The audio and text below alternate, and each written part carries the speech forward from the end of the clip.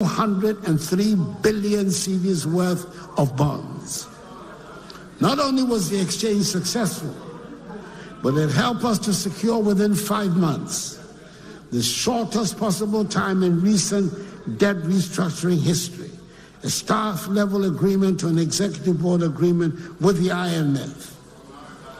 My gratitude goes to all financial sector players, organized labor, firms, regulatory institutions, and all individuals who made this painful exercise successful.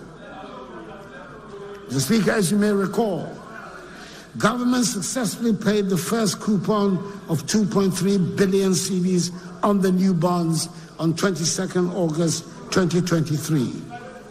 At the time, that was the single biggest payout of domestic payments in a single day for Ghana. We then paid 2 billion and 60 million cedis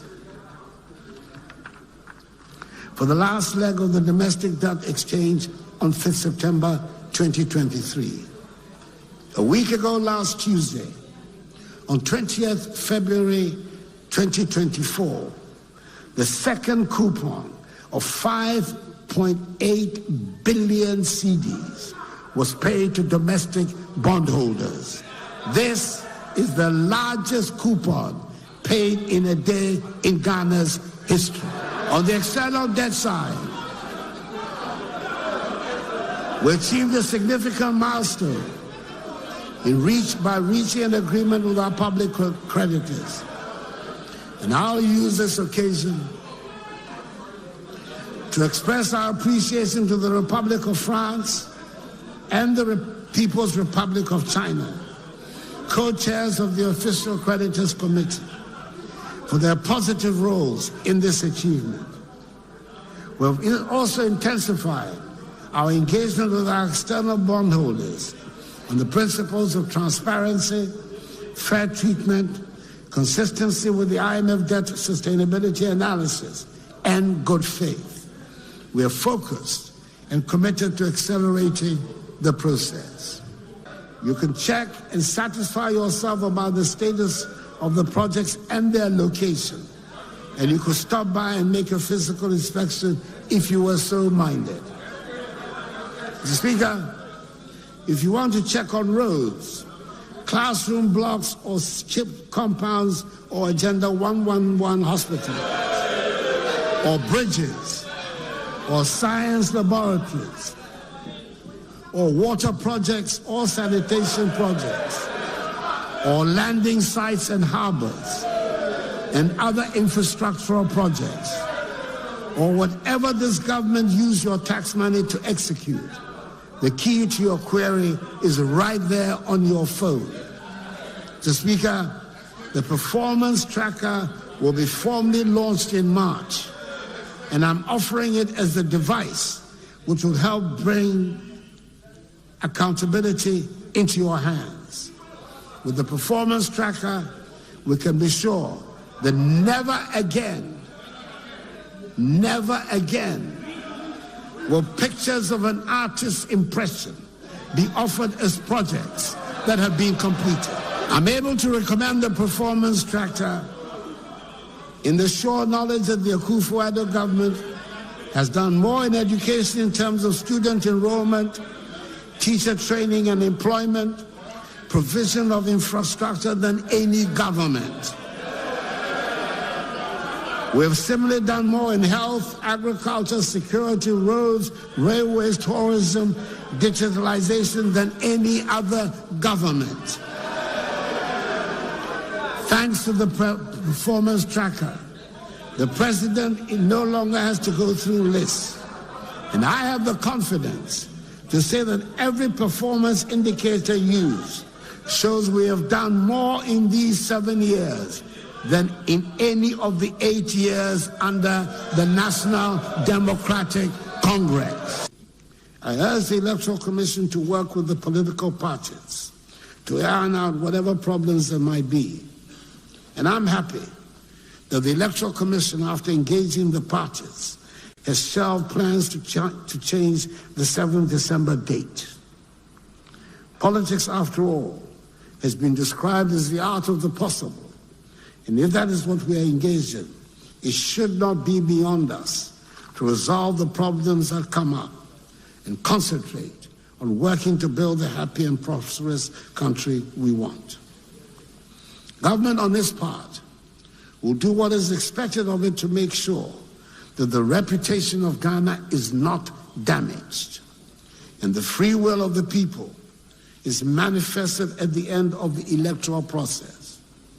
And I want to reassure the people of Ghana that I'll do everything in my power to help ensure the conduct of transparent, free, and fair elections on 7th December.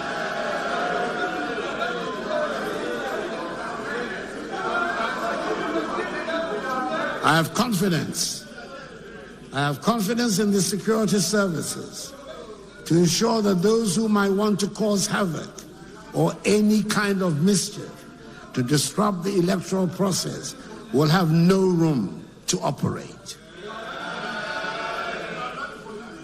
Mr. Speaker, there are amongst us those who, for ideological or other unstated reasons, have never accepted multi-party democracy and therefore take every opportunity to portray the governance efforts in the most disparaging manner.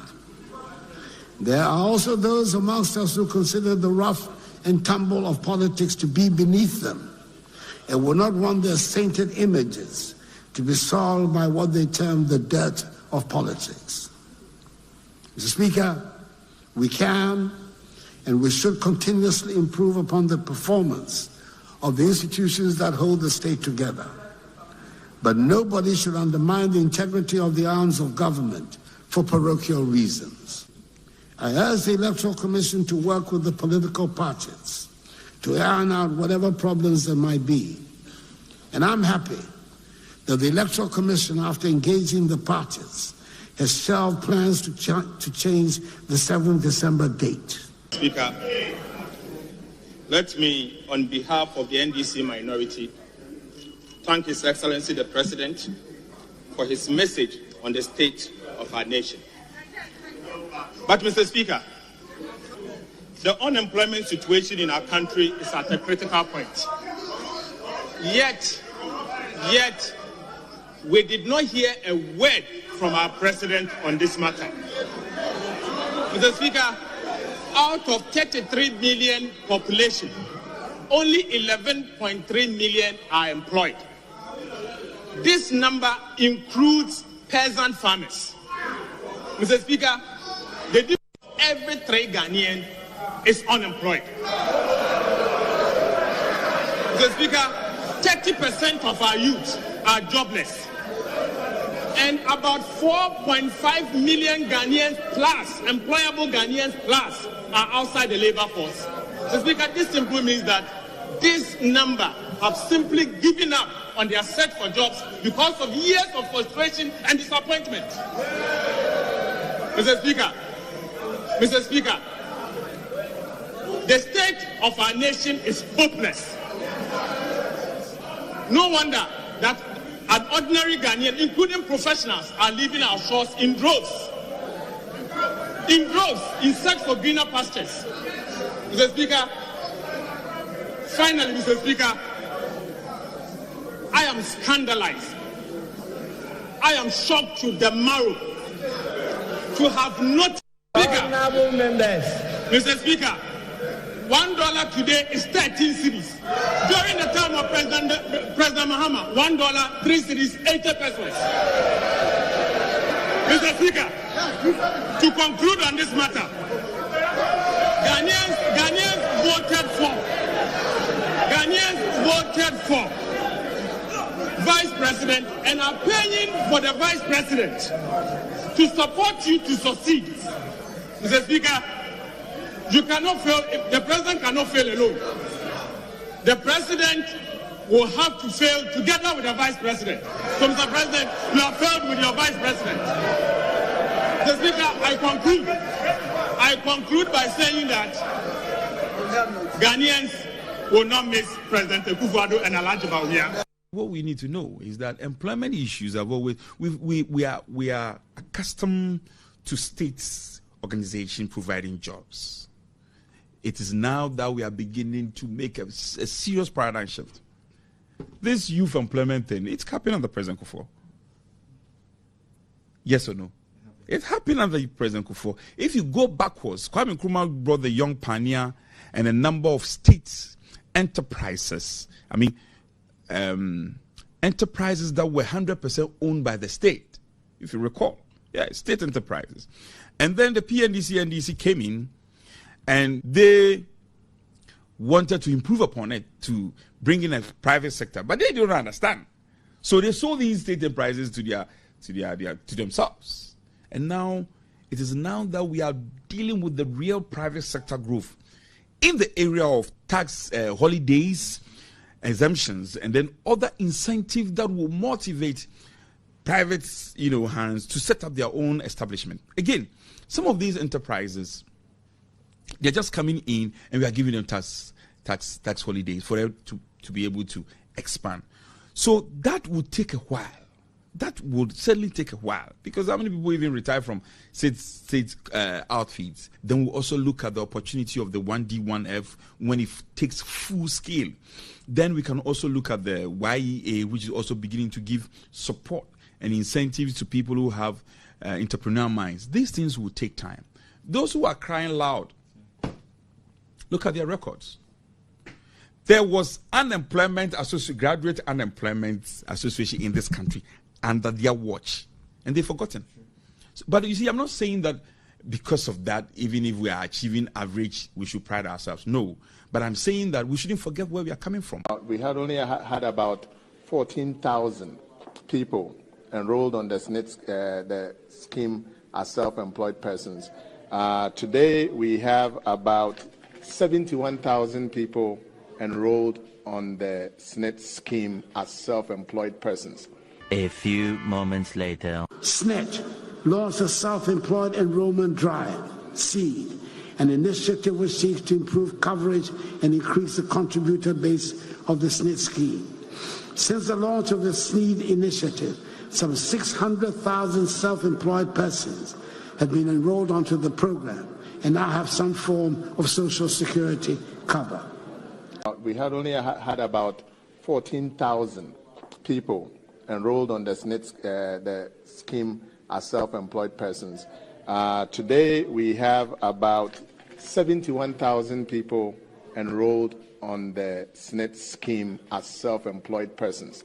A few moments later. SNIT launched a self-employed enrollment drive, SEED, an initiative which seeks to improve coverage and increase the contributor base of the SNIT scheme. Since the launch of the SNEED initiative, some 600,000 self-employed persons have been enrolled onto the program and now have some form of social security cover. Effective 1st January 2024, all pensioners on the SNIT pension payroll as of 31st December 2023 have had their monthly pensions increased by 15%. All right. Okay.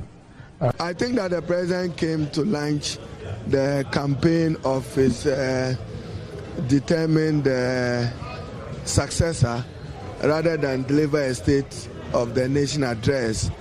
Our country, the economy is in peril. Ghanaians are going through unacceptable, excruciating hardships. The president ought to have apologized to Ghanaians that I came 7 years ago promising to redeem you and to end your suffering. I have failed in ending that suffering, and therefore I'm sorry. Then conspicuously lost in the president's speech was any agenda to combat and fight corruption and economic graft. That's very disappointing. Persons are acquiring wealth that cannot be justified. You have seen them spend $12 million of Ghana's money on fueled Ajepa. And a few years ago, 51 million Ghana cedis Wyoming money, judgment debt was news. $12 million multiplied by 12 Ghana cedis is over 120 billion. So what has become of us after setting up a judgment commission? He said he is using the executive authority. So Bawumia, who is a vice president, is not part of his failure. So once the president has admitted that, the next thing we were expecting was the president to apologize to us. Once he knows that they apologize for what? Apologize for his failure. If you say you are the executive authority and therefore your vice is not part of your failure, you yourself, it's like that case that you have admitted your failure. And we are telling that they failed together. He didn't fail alone. As we speak, there is no Ghanaian household that has not experienced load shedding on a weekly basis. As we speak. For example, 2 days ago, we were shedding 600 megawatts. Almost every single day we are shedding power. Because we are not generating enough, and we're not generating enough because we don't have enough fuel. We are having serious fuel challenges. We have curtailed exports to Togo, Benin, we've curtailed exports to Burkina Faso, and we are curtailing exports to Côte d'Ivoire. And this is the difference between the NDC and the MPP. The NDC is candid to tell Ghanaians when we have power challenges and come out with a load shedding timetable. The MPP, being MPP, lacks candor. And therefore, when they are shedding, they don't even inform you. You can see his focus is on his candidate and how they will continue, but not how they will do things well for Ghanaians to be happy. As vice president, I am like a driver's mate. But by the grace of God, if you make me the president, I will be in the driver's seat with constitutional.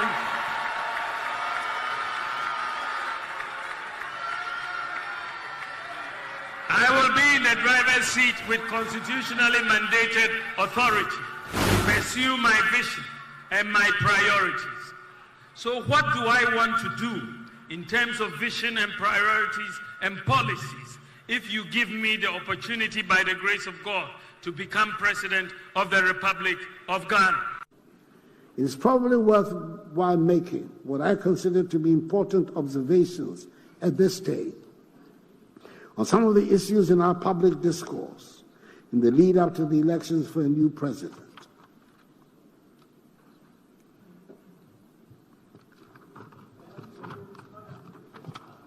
Under the Constitution, the executive power of the state is vested in the President of the Republic.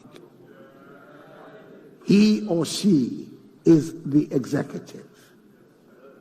There's no ambiguity about where the buck stops when it comes to responsibility for what happens in the government. It stops with the president. He or she has ultimate responsibility. It would be an unwise president that would pretend to have all the answers and refuse the advice of his officials. But the fact remains that the president holds the executive power. The cabinet, the ministers of state, all act ultimately in an advisory manner. Of course, a member of the government might take an idea, be it generated by the president or the official or a committee, and turn it into a huge success, and the honors will be claimed or shared where public perception falls. But ultimately, the president is responsible and therefore takes the credit or the blame for whatever happens in his.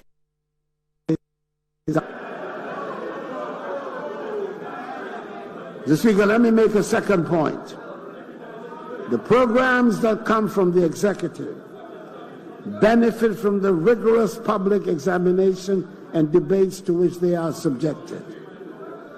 We all now take for granted and sometimes even bemoan the vigorous media and civil society organization scrutiny that characterize public discourse. It gives me quite satisfaction and great pride to hear young Ghanaians. I don't see what we gain by attacking the record of our own government. When you do that and you become then party candidate, what are you going to tell the people of Ghana? Oh, it was a Akufo-Addo who misled you and mismanaged affairs. I will be different, even though I am MPP. I'm still under the Oslo sign. I'm different. And the people of Ghana will be that gullible. No. Let's be serious. I'm glad to be able to report, Mr. Speaker, that the economic management team, under the stellar leadership of the strong, brilliant economist, Vice President Mahamudu Bawumia, has risen to the challenge, and the hard work is beginning to show positive results. Cause of doomsday, and doomsday has been caused by the financial and economic mismanagement of this government, and so we shouldn't be giving them credit for solving a problem that they have. So, cause of doomsday, and doomsday has been caused by the financial and economic mismanagement of this government, and so we shouldn't be giving them credit for solving a problem that they have. Cause of doomsday, and doomsday has been caused by the financial and economic mismanagement of this government, and so we shouldn't be giving them credit for solving a problem that they have.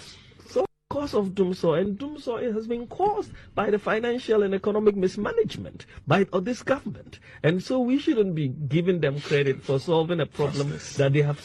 So, cause of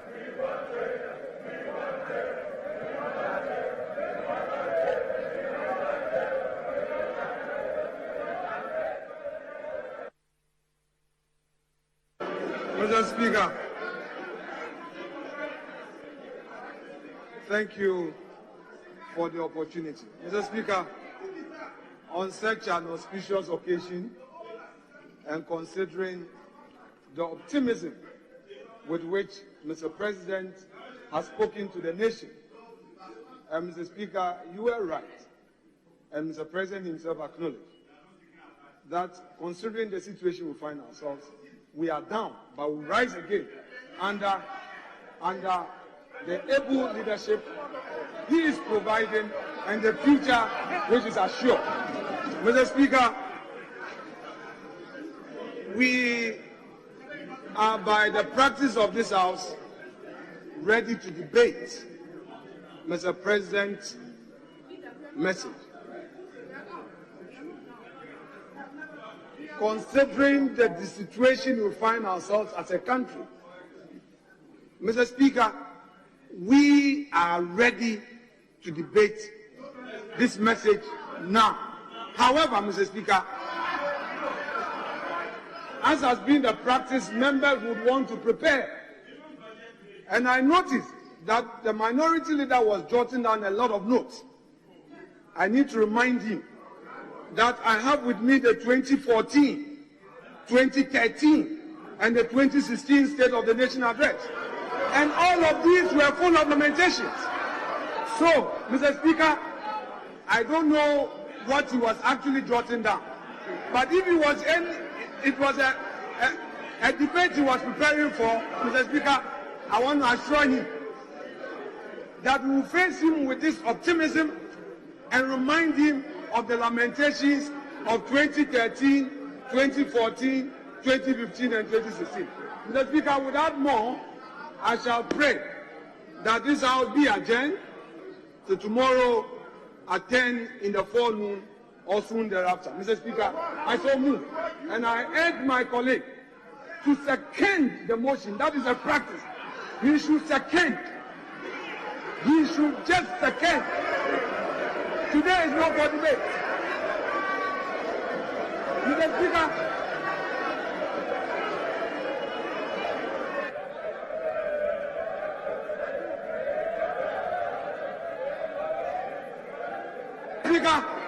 fortunately for me, my mentor and coach is still available. I'll still take tutorials. Yes, indeed.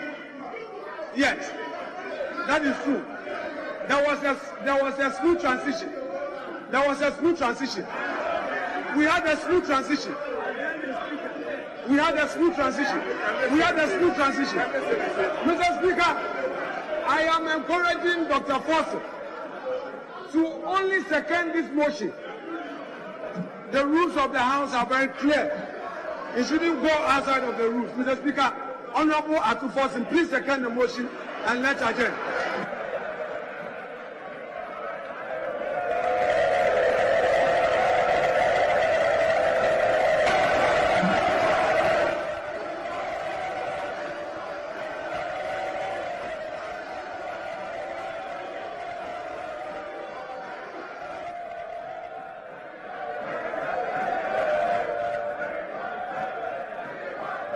Honorable members, honorable members, honorable members, honorable members. Right, Honorable Speaker. Let me, on behalf of the NDC minority, thank His Excellency the President for his message on the state of our nation. But, Mr. Speaker, the unemployment situation in our country is at a critical point. Yet, we did not hear a word from our President on this matter. Mr. Speaker, out of 33 million population, only 11.3 million are employed. This number includes peasant farmers. Mr. Speaker, every 3 Ghanaian is unemployed. Mr. Speaker, 30% of our youth are jobless. And about 4.5 million Ghanaians plus, employable Ghanaians plus, are outside the labor force. Mr. Speaker, this simply means that this number have simply given up on their search for jobs because of years of frustration and disappointment. Mr. Speaker, the state of our nation is hopeless. No wonder that an ordinary Ghanaian, including professionals, are leaving our shores in droves, in search for greener pastures. Mr. Speaker, finally, Mr. Speaker, I am scandalized. I am shocked to the marrow to have not. Honorable members. Mr. Speaker, $1 today is 13 cedis. During the time of President Mahama, $1, 3 cedis, 80 pesos. Mr. Speaker, to conclude on this matter, Ghanaians voted for Vice President and are paying for the Vice President to support you to succeed. Mr. Speaker, you cannot fail. The President cannot fail alone. The President will have to fail together with the Vice President. So, Mr. President, you have failed with your Vice President. Mr. Speaker, I conclude by saying that Ghanaians will not miss President Akufo-Addo and Alhaji Bawumia. Mama, I'm hoping to say, "Obi you man if you do so." Until we will take key steps to get us out of it. And any thermal plants are to buy to generate electricity for us. On the face of it, a good thing or yeah. Mama, I'm hoping to say, "Obi you man if you do so." Until we will take key steps to get us out of it.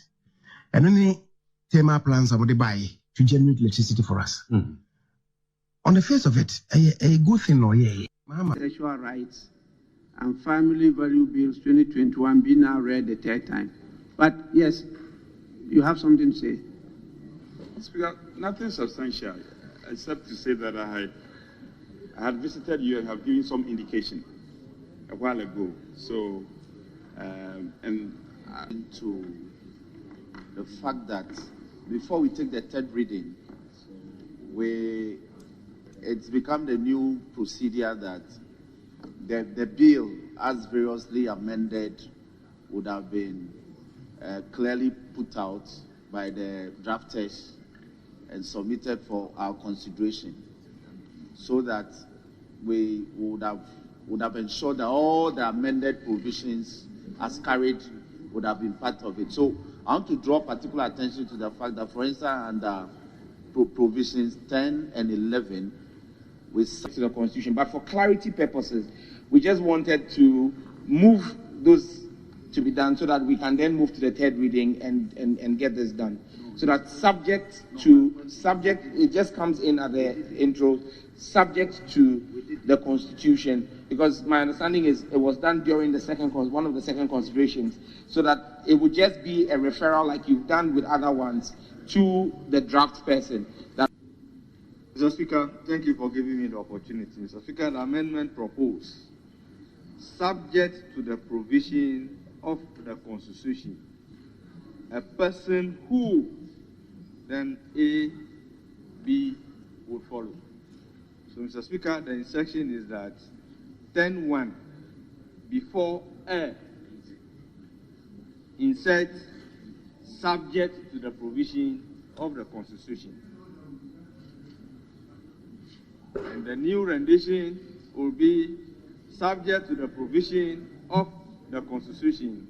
A person who, A, through a medium, technological platform, then, Mr. Speaker, the rest will follow. Clause 10, but subject to the provision of the Constitution being inserted. Inserted in clause 10 after.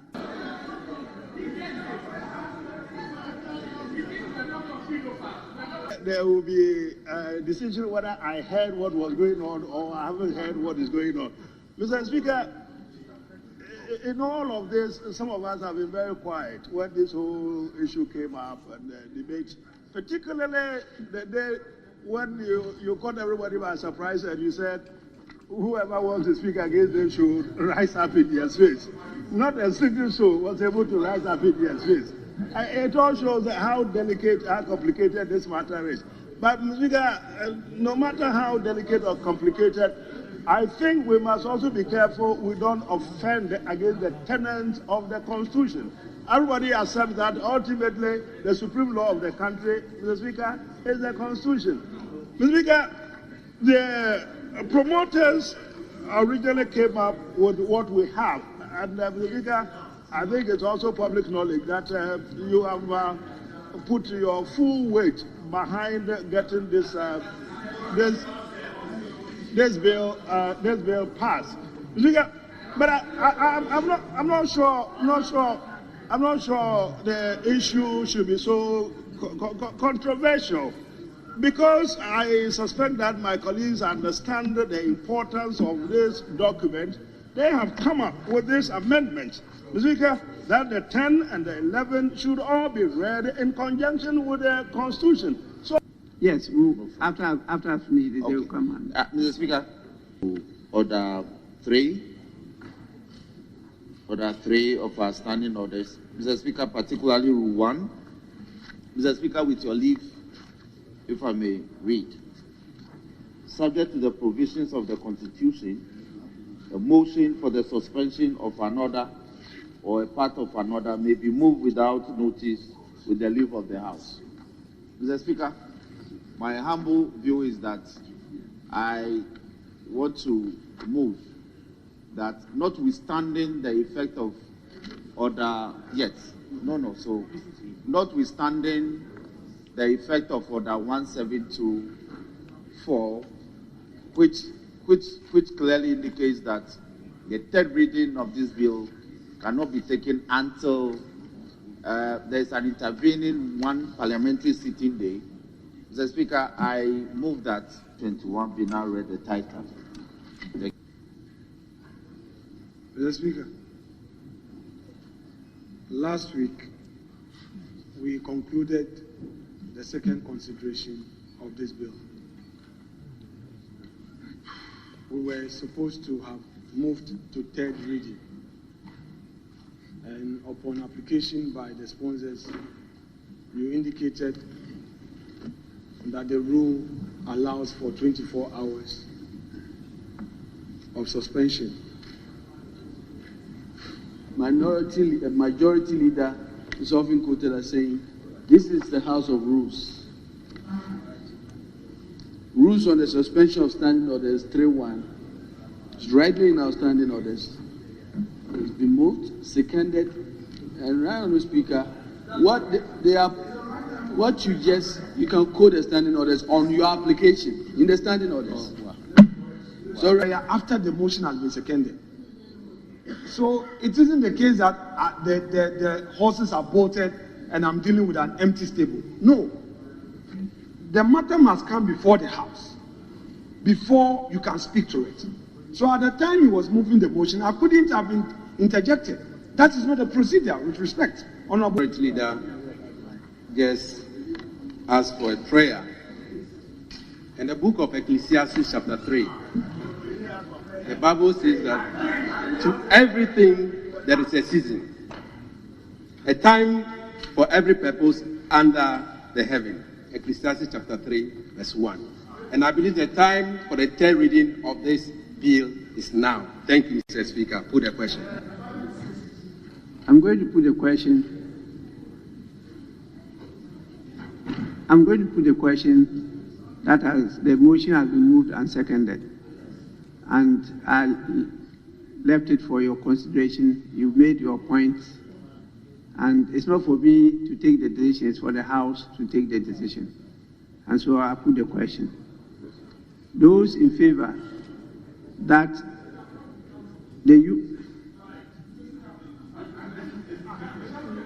Relax. Mr. Speaker, there is an intervening matter. As it is now, the motion is not standing on its four legs. In absolute terms, I have brought an intervening matter before you. Mr. Speaker, respectfully, Honorable Member, I think we have listened to you enough. So let me put the question. Those in favor that the Human Sexual Rights and Family Values Bill 2021 be taken through the third reading, say aye. Aye. Those against, say no. Honorable members, the ayes have it. The Human Sexual Rights and Family Values Bill 2021 is read the third time and passed. What is the difference between the ordinary thief and a political thief? Number one, the ordinary thief steals your money, your bag, your watch, and your jewelry, isn't it? But the political thief steals your future, your career, your education, your health, and your business. Number two, the hilarious part is that the ordinary thief will choose whom to rob. But you are the one who choose the political thief to rob you. Because we choose them. We vote them. We blindly say we are not blind. Who is deceiving who? The ridiculous part of the whole issue is that we will fight to defend and protect our belongings from the ordinary thief. Is it not? But we fight each other to defend and protect the political thief. Is that not what we do? Thugs will be fighting themselves to protect those that are stealing our career, stealing our joy, stealing our health, stealing our success. What a shame. If you reach a certain stage in life and there is nobody who can look you in the eye and tell you the truth, you are doomed. And that is where our country has gotten to. We need to rescue this country. Wallahi. And I feel very terrible as a Ghanaian at this time. This country is in serious trouble, ladies and gentlemen. We are in serious trouble. We need to rescue this country, ladies and gentlemen. The presidency has been so depraved, so muddied, so dirtied, that I tell you in all sincerity as a Ghanaian, that I feel terribly sad today as a Ghanaian. We need to rescue this country. Wallahi. Inshallah. Please don't cry.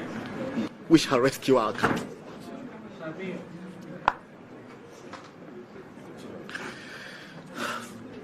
Government is broke, government is broke. But people are spending billions to go inside the government that is broke. Have you ever seen a minister who resigned because government is broke before? Government has no money. Have you ever seen a governor who said, ladies and gentlemen, when I was elected, I thought the government had money. Now I discover government has no money, I resign. Have you ever seen it? Government has no money, but they are bringing money out at election time. Where is that money coming from? So they are lying. What is happening is that there are two types of wicked people in government. Type 1, they eat current money. Any money they find in government, they will eat it. They are wicked about that one. There is type 2. Type 2, they eat current money and future money. They will say, my term will end next year. When I leave, how will I eat money? Let me borrow money now and borrow money of the future and eat it now.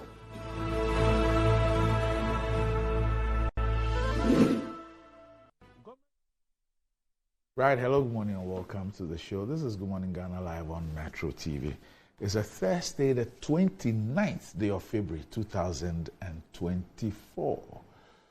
Yes, today is the last day of the second month of the year. Okay. By His grace, we're here. We're coming your way with another edition of the show. Our gratitude will go to the Most High God for the rare privilege of being alive and, of course, the opportunity of having another conversation around the top stories making the rounds here in our dear Republic. I'll let you into our panel for the morning's conversation shortly. But let's take a look at the front page of our newspapers. Daily Graphic. Judgment debt. AG affirms 10 trillion cedi savings. Parliament passes LGBTQ plus bill. Criminalizes homosexual activities. Tailor migration to growth and prosperity. President tells global community. Dr. Da Costa Abuaji heads NHIA. The Ghanaian Times. Child Streetism suit. Supreme Court tosses child rights case. President appoints Da Costa Abuaji as NHIA CEO. 76th Christianborg Crossroads shooting incident marked in Accra. Aftermath of SONA 2023. We've saved 15 trillion cedis from court cases for government. AG affirms. The New Crusading Guide. Judgment debt. We've saved over 15 trillion cedis. AG declares. Ghanaian youth are not lazy. Give them opportunity. Paul Chumberima. Please headquarters facelift beautiful. Worth emulating. Akufo-Addo. Dr. Da Costa Abuaji grabs NHIA job. Living under the power of death. How thousands of Ghanaians risk their lives under high voltage transmission lines to seek daily bread. Using primary balance as fiscal anchor is deficient, Seth Tekpe. Daily Guide. AG justifies 10 trillion judgment debt savings. Anti-gay bill passed. 3 years jail term. Dr. Da Costa appointed new NHIA CEO. Police service transformation worth emulating. Nana. Assassination attempt foiled. The Insight. TVET employees suffering. Cry over meager salary and just treatment. State of the Nation address. Akufo-Addo should have apologized for economic hardship heaped on Ghanaians. Haruna Idrisu. Kumasi traders blast government of abandoned KJT Central Market Project. 30,000 killed in 5 months of Israel's war of annihilation. Palestinians call for global mobilizations to stop the genocide. The Daily Statesman. AG saves Ghana 10 trillion cedis judgment debts. Parliament passes anti-LGBTQ bill. Dr. Da Costa Abuaji appointed new NHIA boss. President Lord's Police Services facelift. The New Finder. Akufo-Addo cautions countries against actions that jeopardizes unity of ECOWAS. Dr. Bawumia charges campaign manifesto committees to execute duties with United Front. Anti-LGBTQI plus bill unanimously passed. Dr. Chambers applauds Akufo-Addo's State of the Nation address. Daily Post. Rector of GIMPA caught hiding in Bawumia's manifesto committee is a question. Admit it, there is Dumso under your government. Boabian Samoa goes after Akufo-Addo. Overwhelming majority of MPs supported passage of anti-gay bill. Sam George. Corruption has imprisoned Akufo-Addo. Suhini. KK Kabobo receives support from John Mahama. Gamro for treatment of liver disease. And that's about it for the front pages. We're back shortly.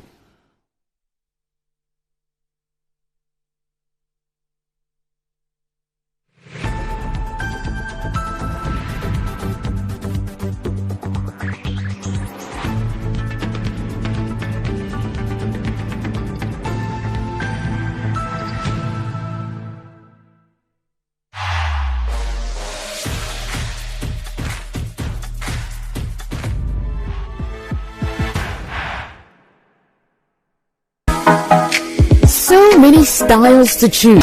MTN. Welcome to of your labor, they say, but as humans, aging and physical infirmity stands our way of enjoying our mansions and homes. It often becomes challenging, if not impossible, to use our stairways day in, day out. With portable American pneumatic vacuum elevators, PVs, you are assured of unlimited enjoyment of your mansions and homes. It's a self-supported elevator for vertical movement of humans and goods at homes and offices. The original comes in 3 custom-made models with wheelchair accessibility. Call it luxury, but it's a necessary imperative for vertical mobility. Do not let aging or infirmity limit you. Get one for your easy vertical mobility at home. It's affordable and can be installed in just 3 days without modification to your existing building. It's however easier to incorporate it at the construction stage. We also have traditional Fuji elevators and escalators for your high-rise buildings and malls. Visit Lifts and Elevators Company Limited at Sakumono for your elevators nationwide. For free consultation to call or WhatsApp us on 0200-535-515. Lifts and Elevators, the elevator people.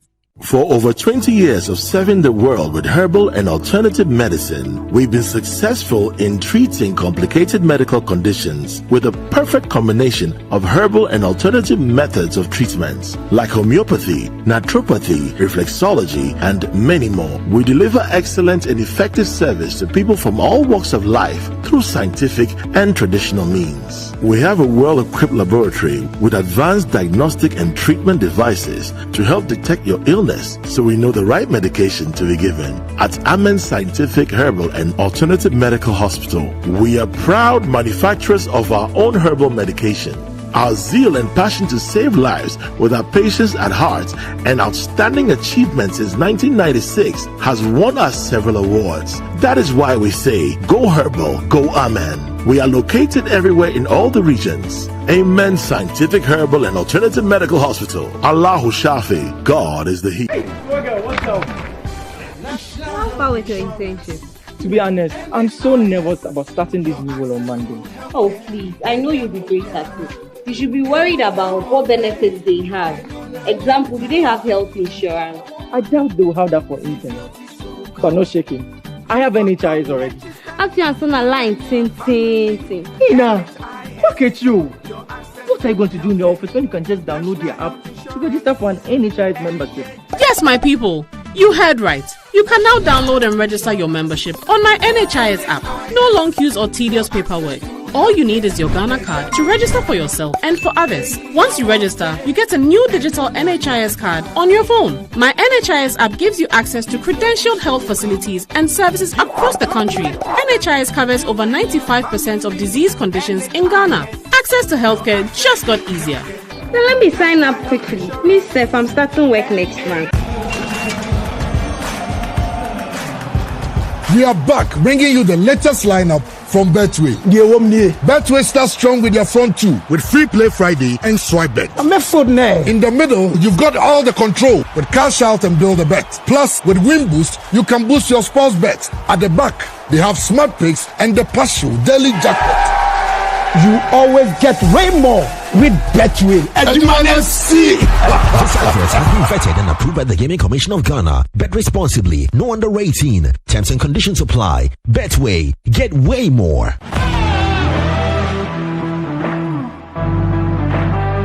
The biggest car center in Ghana, offering unparalleled round-the-clock service in autos and accessories. Nadam Autofix is the biggest distributors of used tires in Ghana, offering first-grade second-hand car tires of all rim sizes at both wholesale and retail prices. We are also the leading name in car sensor diagnostics, corrections and sales of car accessories. We excel in car washing and detailing with state-of-the-art steam engine washing machines that keep water away from your engine, ensuring a clean, healthy and responsive engine.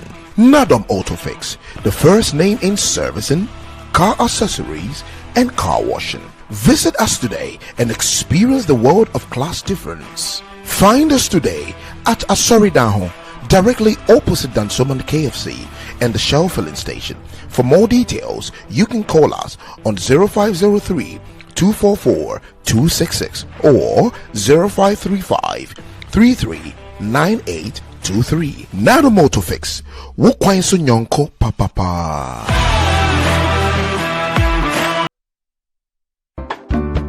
Hey, give it to me. Hey, man. Go. One time.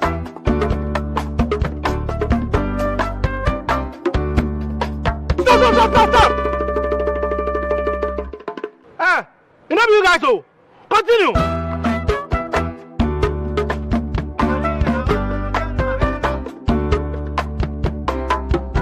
Prepare yourself to unleash even more moolah by staking from 1 Ghana cedi to 350 Ghana cedis. And you could win 26 times your stake on the exciting new Pick 1 game from Game Park. Play by dialing *946# on all networks via our website or download the Game Park app on www.gameparkgames.com. Choose your Pick 1 number from 1 to 36. Place your stake and watch our live draws on Adum TV at 9 a.m., 12 p.m. and 6 p.m. daily. Hey, live life like me with Game Park. Game Park, more moolah, more power. This game is regulated by the National Lottery Authority, not for persons under 18. Play responsibly.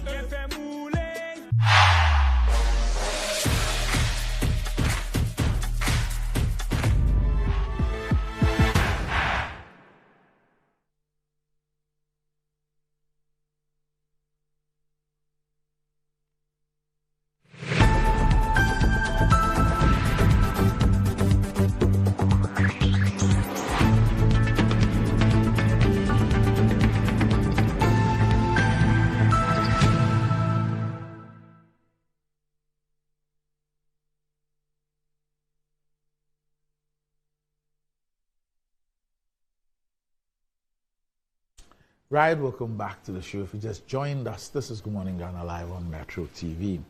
With me on the show this morning, I have the outgoing. So what if the vetting is not successful? Will he come back home? Anyway, so he's the outgoing CEO of the National Health Insurance Authority and the Minister of Health designate, and also the MPP's candidate for the Lejo Kuku constituency, Dr. Bernard Oko Boy. Doc, good morning. My chair. And congratulations. Yeah, I'm meeting of you. Maybe no one from police. I could be police if you. Okay. Also with me on the show is the legal practitioner, who's also the National Communications Officer of the. Yeah. Sabi Jemfi. Sabi, good morning. Good morning. Did you hear what he said? Yeah, I heard it.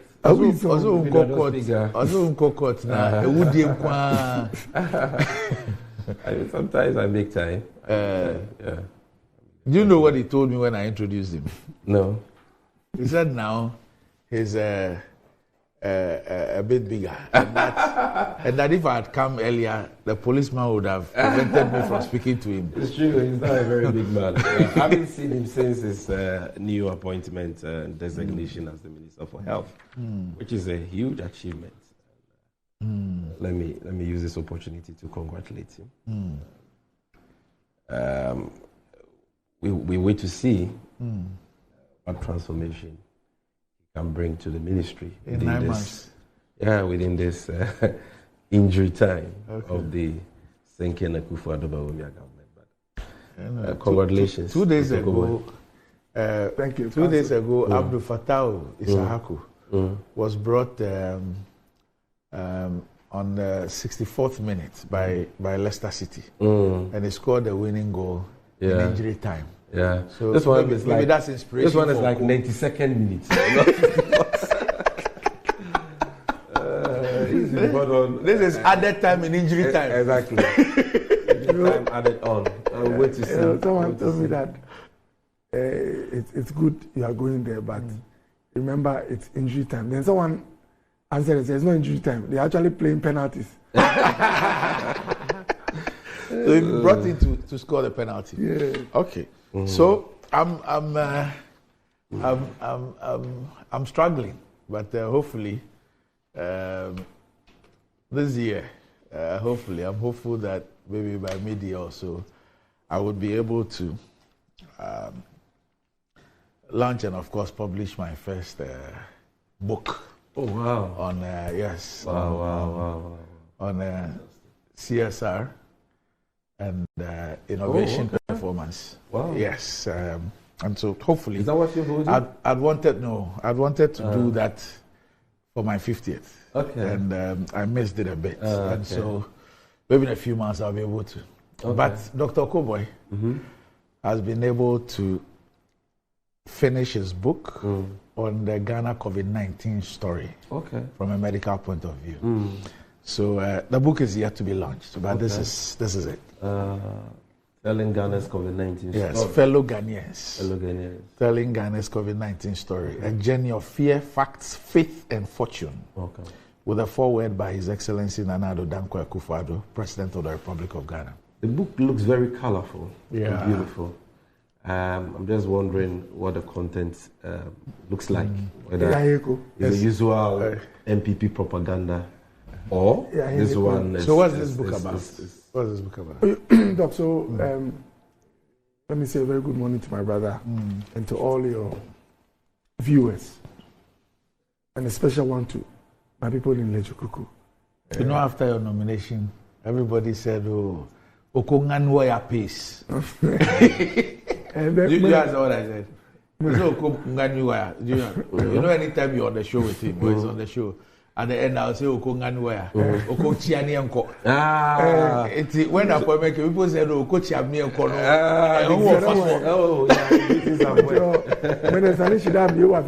Oh, I see. So what I tried to do was to first of all avoid the situation we had 100 years ago when the flu pandemic struck the world. We also were caught up in the pandemic, but you don't actually get documents or any documented proof of what happened to us, what we did, and all that. So I just told myself that, look, it's not correct to let the future generation suffer the same things that we are suffering now. And I think I was also inspired greatly by President Akufo-Addo. You know, the last time we were in one meeting when COVID had gone down, it was almost just about to be declared as being over as a pandemic. And then one day at the meeting, the president, someone brought up those dark days when you come into the meeting, you hear rumors of death, hospitals being full, and you have to take decisions in the dark to try and stem it. And the president was like, so all this experience, is that it? As in, what is happening? An indirect way of saying, how are we putting these things together? So I was like, oh, I mean, it will be an interesting assignment. So look, all my foreign travels, usually when I go in the night, I started trying to put some of the things together. And basically, I spent time mentioning some of the measures we took and the science behind. Okay. In the heat of the COVID, you might not appreciate the science, but it was just to tell that almost all the measures had some sense behind them. And I looked at the outlook, what they achieved and what they missed. And I also tried to mention the challenge. Did you capture the inflows, the financial inflows that came in? Yes. As a result of COVID? I think these are the interesting things for which reason you have to get the book. You won't give me a free copy, I have to go and buy. Well, the president and he would deserve an autograph copy when you launch. Of course. So that I can do a proper review. Yes, because of his office as a communications director of the biggest opposition. I'll give his office one so that he can do his analysis. A proper assessment and review. Feedback. Critique of it. I'm happy that we told a logical story. And largely, when Sami reads, Sami realized that it fairly handles the facts and smartly avoids some. So is this a? Let me try and see if I can capture my thoughts properly. Is this, let's say, a political leadership and medical appreciation of how we handled COVID? Yes. Okay. I think largely it's the public health part. It also mentions or tries to put emphasis on the role of policy and leadership. Okay. Because policy determines what happens down in terms of the technical people, what they do. So policy defines behavior of both government machinery or the state machinery and the citizenry. And then I try in the last pages, I try to mention some of the things that COVID made us do. Important things that we wouldn't have done had it not been for COVID.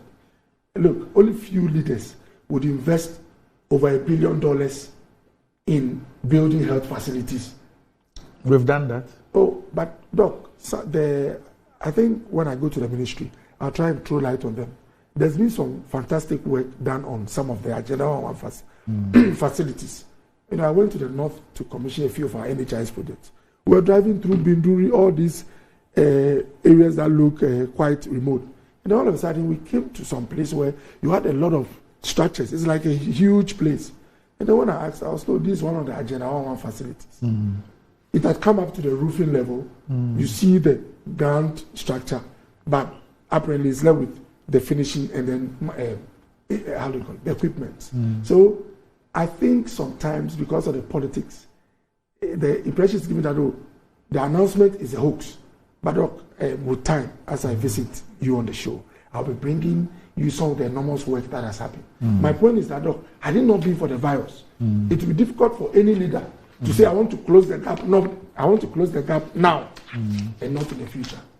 If you look at only 2 reference laboratories, national laboratories, Noguchi and KCCR, Kumasi, who do what we refer to as genetic amplification studies, like DNA testing, only 2. Immediately COVID struck. Within a period of 12 months, we had increased them to over 50. Places where state apparatus, no government would have ever thought of putting up 50 in 24 months compared to 2 in about 30 years of Fourth Republic. So the virus actually brought our attention to some basics.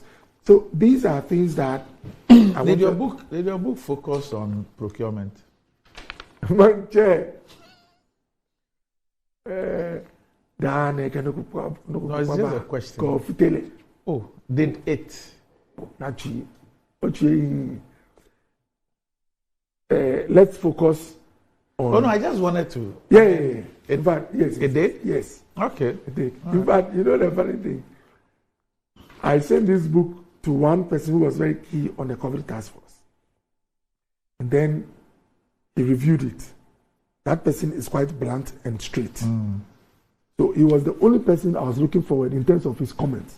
When he came, he was like, where are all the controversies? Okay. And then I pointed out 2. He said, see what you can do to the others. So it's just to let you know that even some wanted me to. But I think I'm happy I'm speaking to a PhD holder. One of the things that academic or books do is to tell a story and instigate others to also tell other stories. So this book, I'll say, is the foundation. If anybody reads the book and thinks that certain perspectives are missing, Doc, I would largely contribute on the basis of, let's say, Okoboy 2024. You can then provide the basis for your work.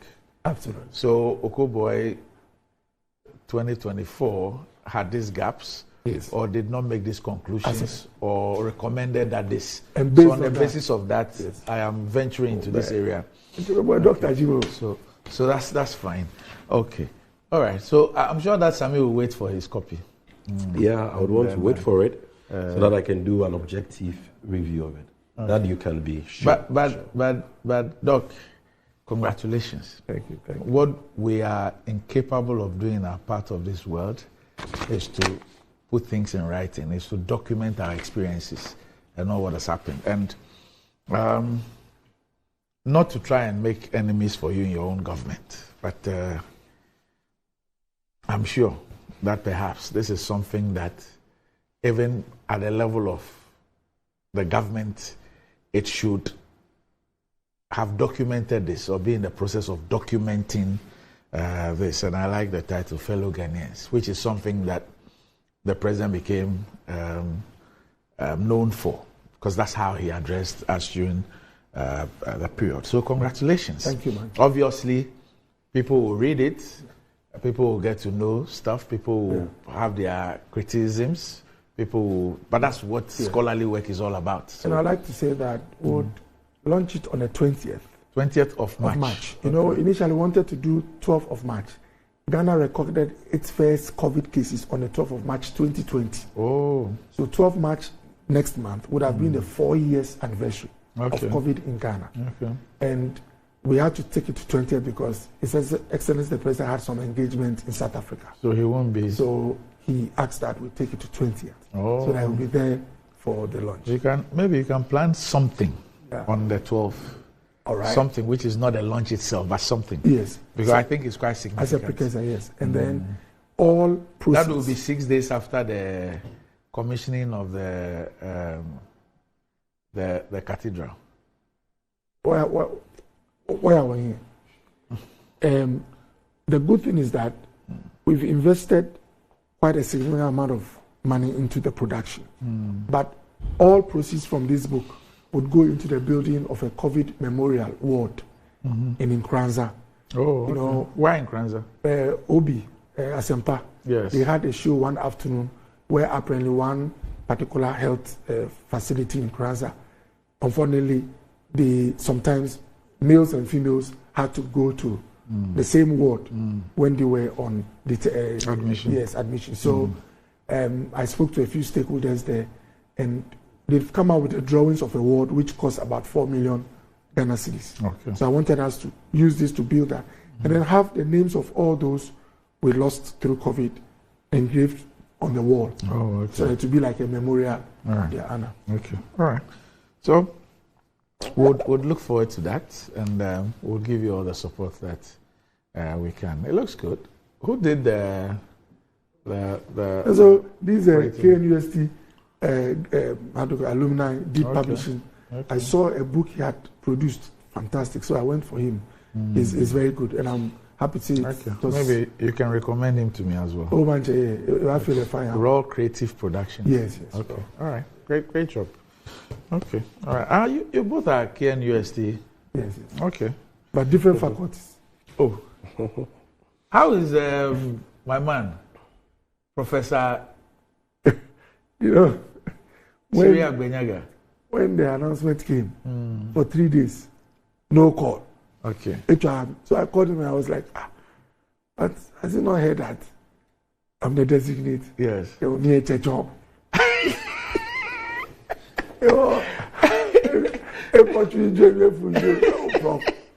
Wait, tell me more. Good morning, Prof. Chiagwenyaga. He's still lecturing, right? Yes, still lecturing. Yes. All right, okay.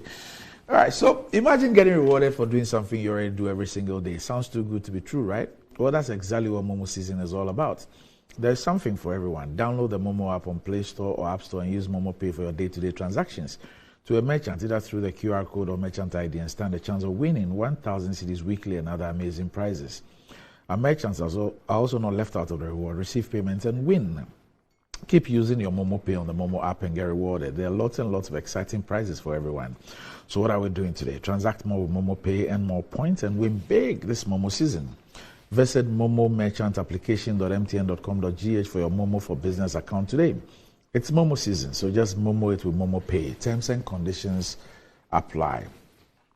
And use Kel Kids toothpaste flavored with strawberry. That gives a perfect taste for kids and makes them develop a personal attitude and love for brushing their teeth always. Kel Kids toothpaste protects child's gum, prevents cavities, and makes the teeth strong and healthy with freshness all day.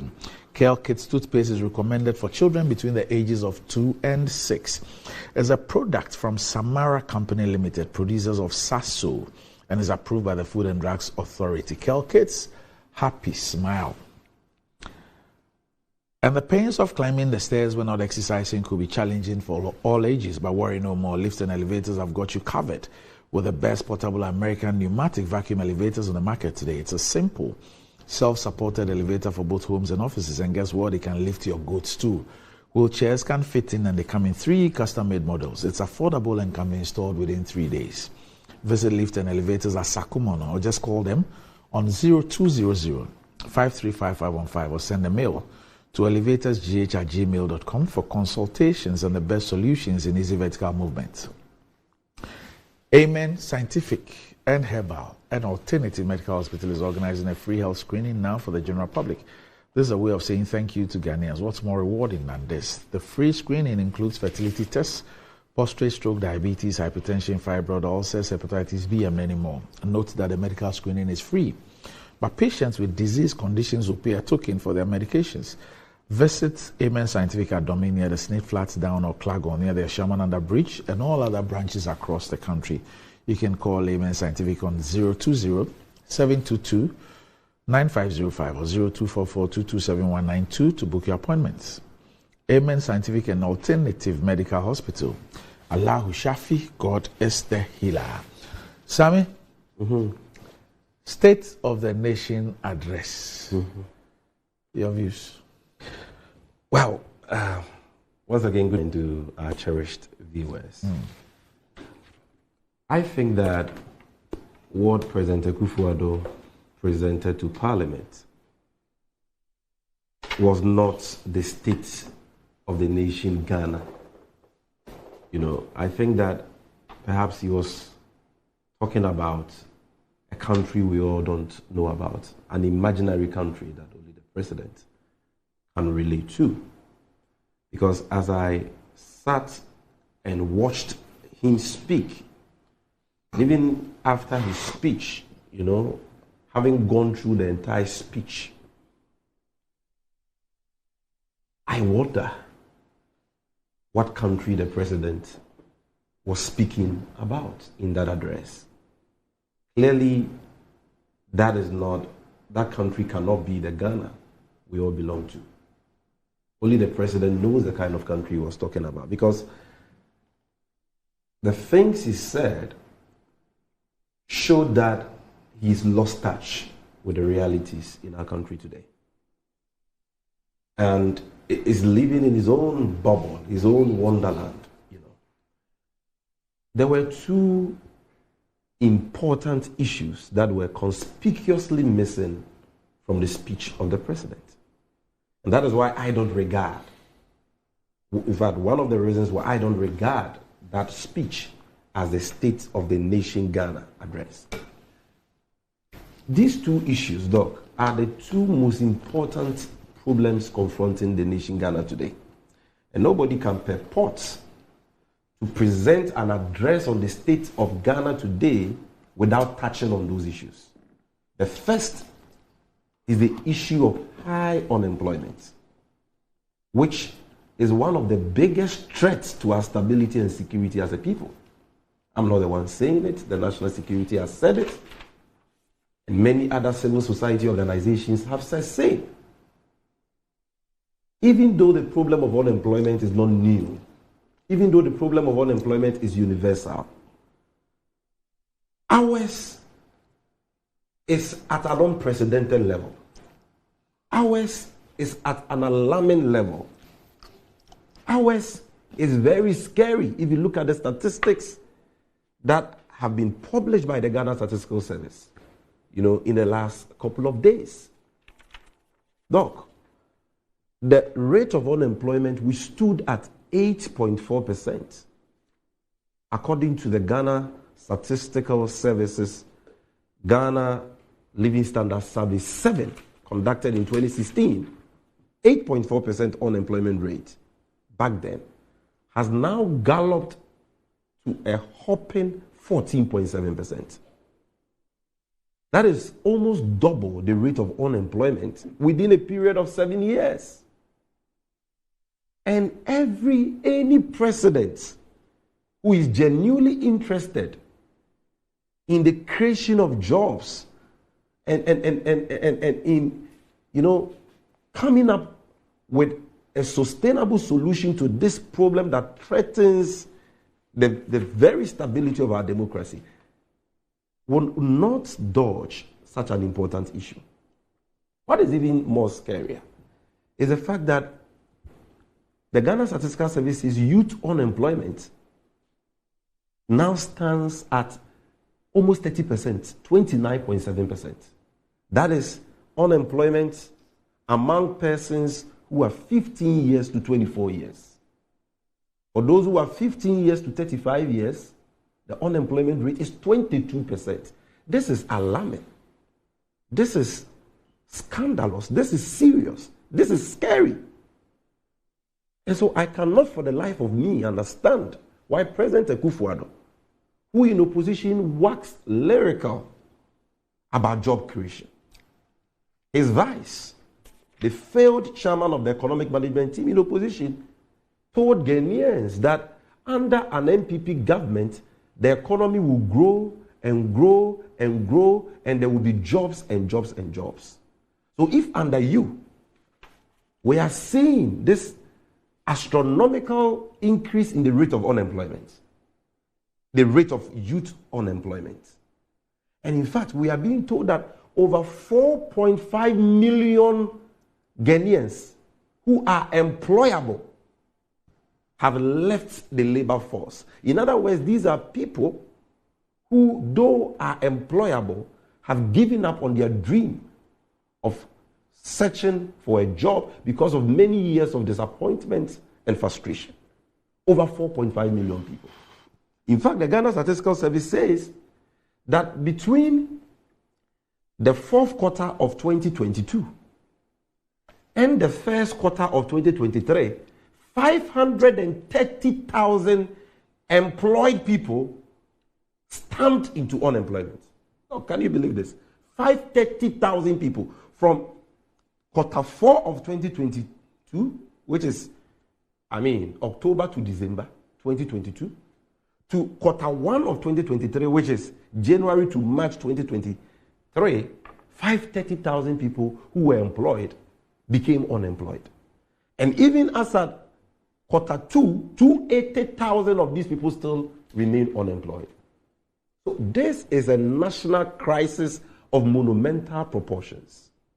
And every responsible Ghanaian, every responsible government, and any leader who cares about the people must be interested in this. Yet, this issue didn't find space in the so-called State of the Nation address, which was read by President Akufo-Addo. And that, for me, is totally unacceptable.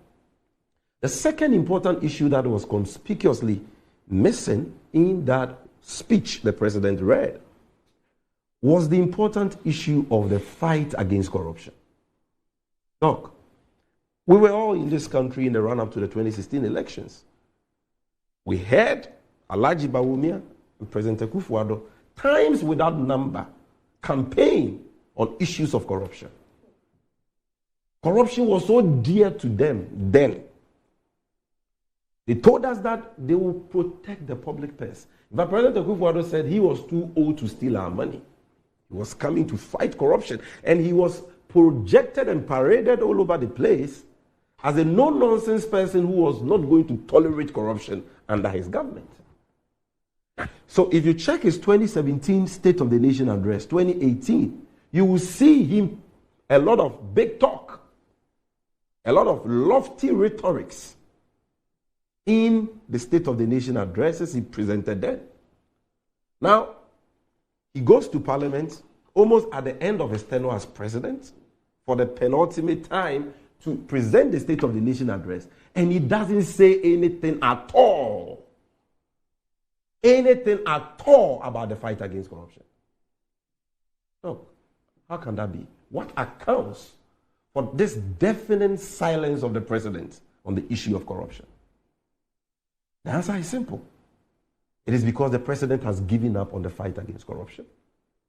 It is because the president and his vice and the entire ruling NPP have lost the fight against corruption.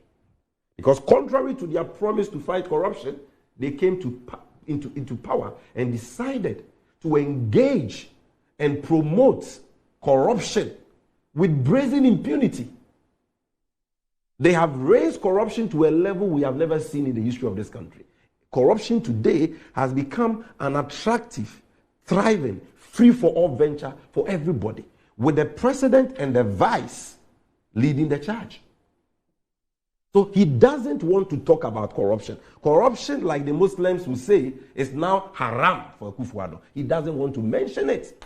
He's fleeing away from it. Bawumia is fleeing away from it. Why? Ghanaians want to know why we spent a colossal 153 million cedis, equivalent to 1.5 trillion OCDs, on the aborted, botched Ejapa scam, which never saw the light of day thanks to the vigilance of the OSP, the NDC, civil society, and other well-meaning Ghanaians. Why did we have to waste so much as a country faced with many economic problems? Problem of unemployment, underdevelopment.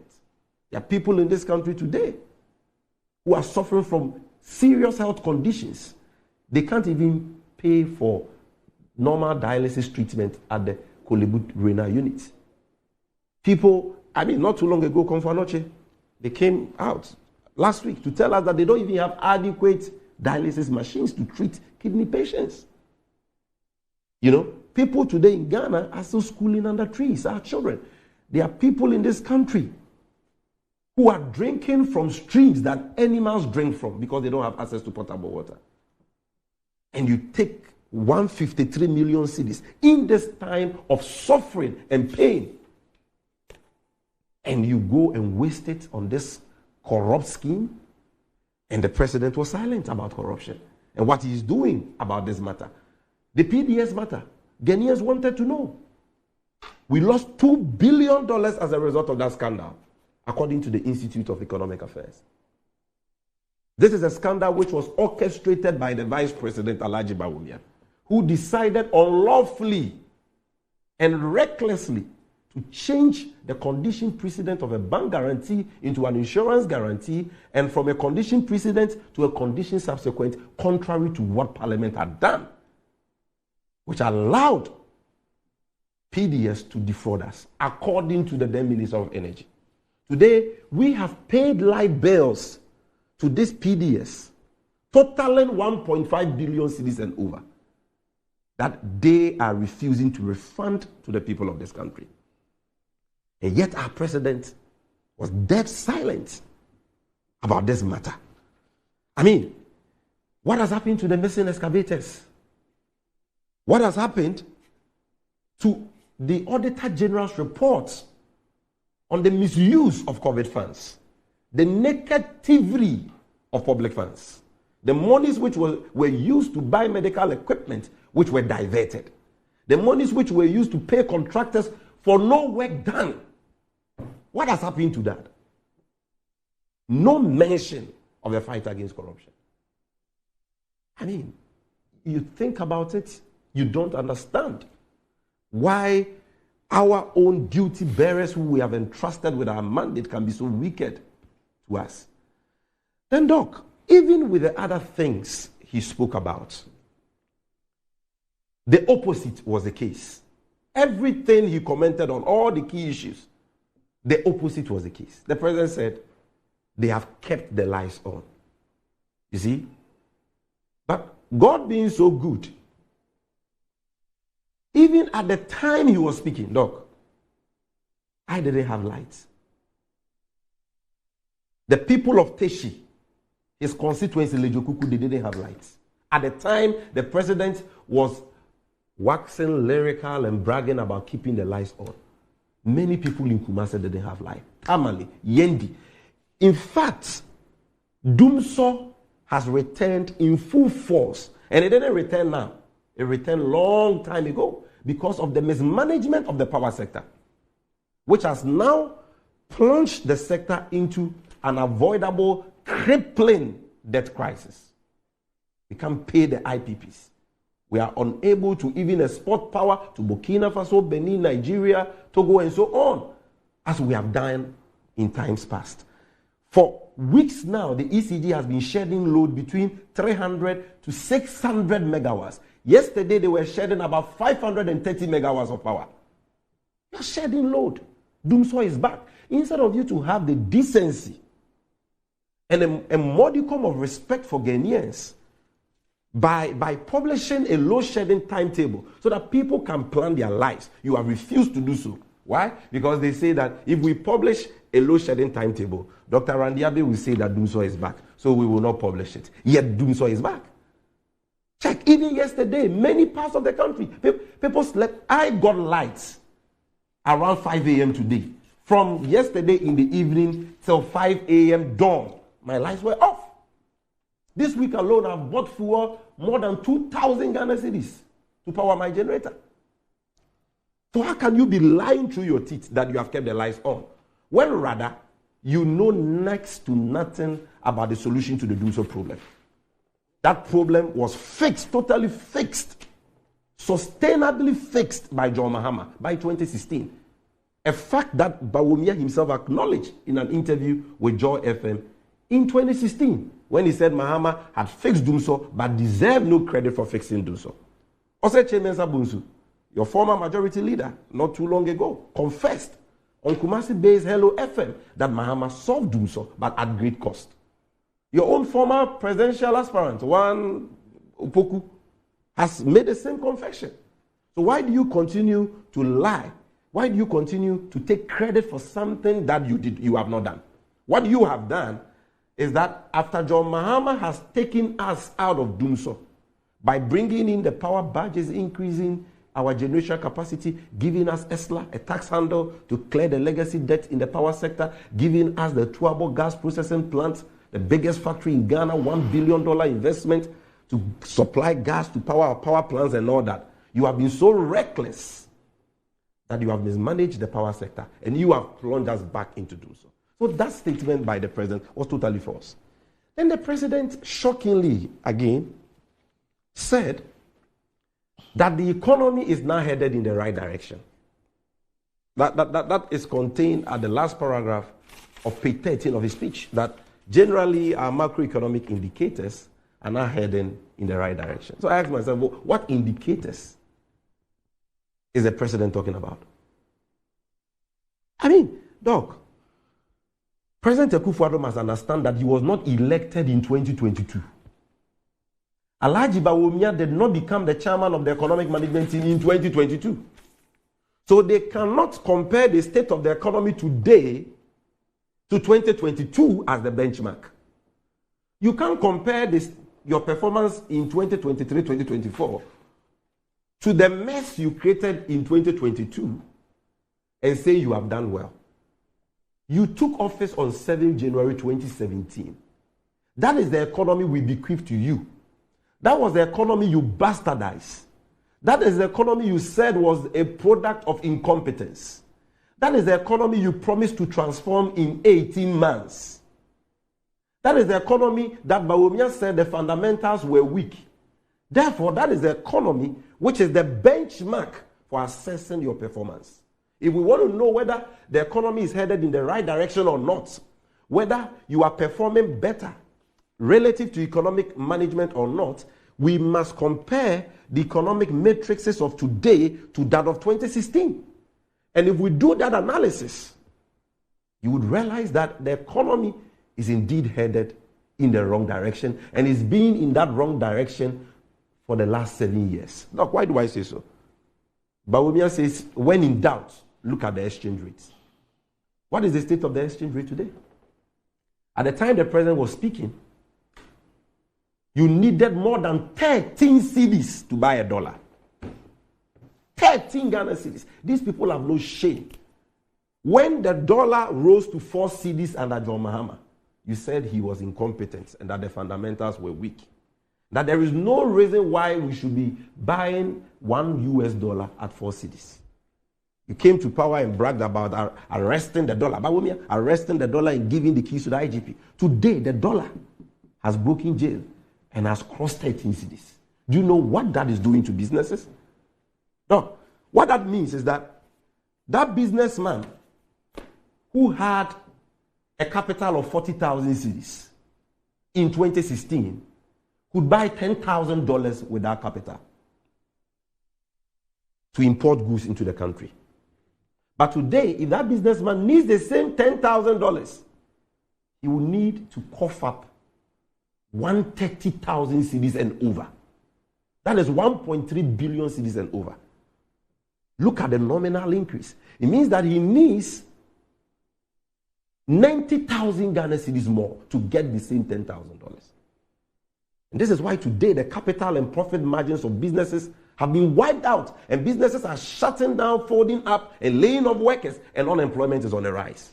Because you have failed to stabilize the city like you promised. So when you say the economy is headed in the right direction, what are you talking about? Doc, inflation.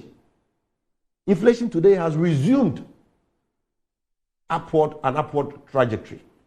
Inflation today stands at 23.5%.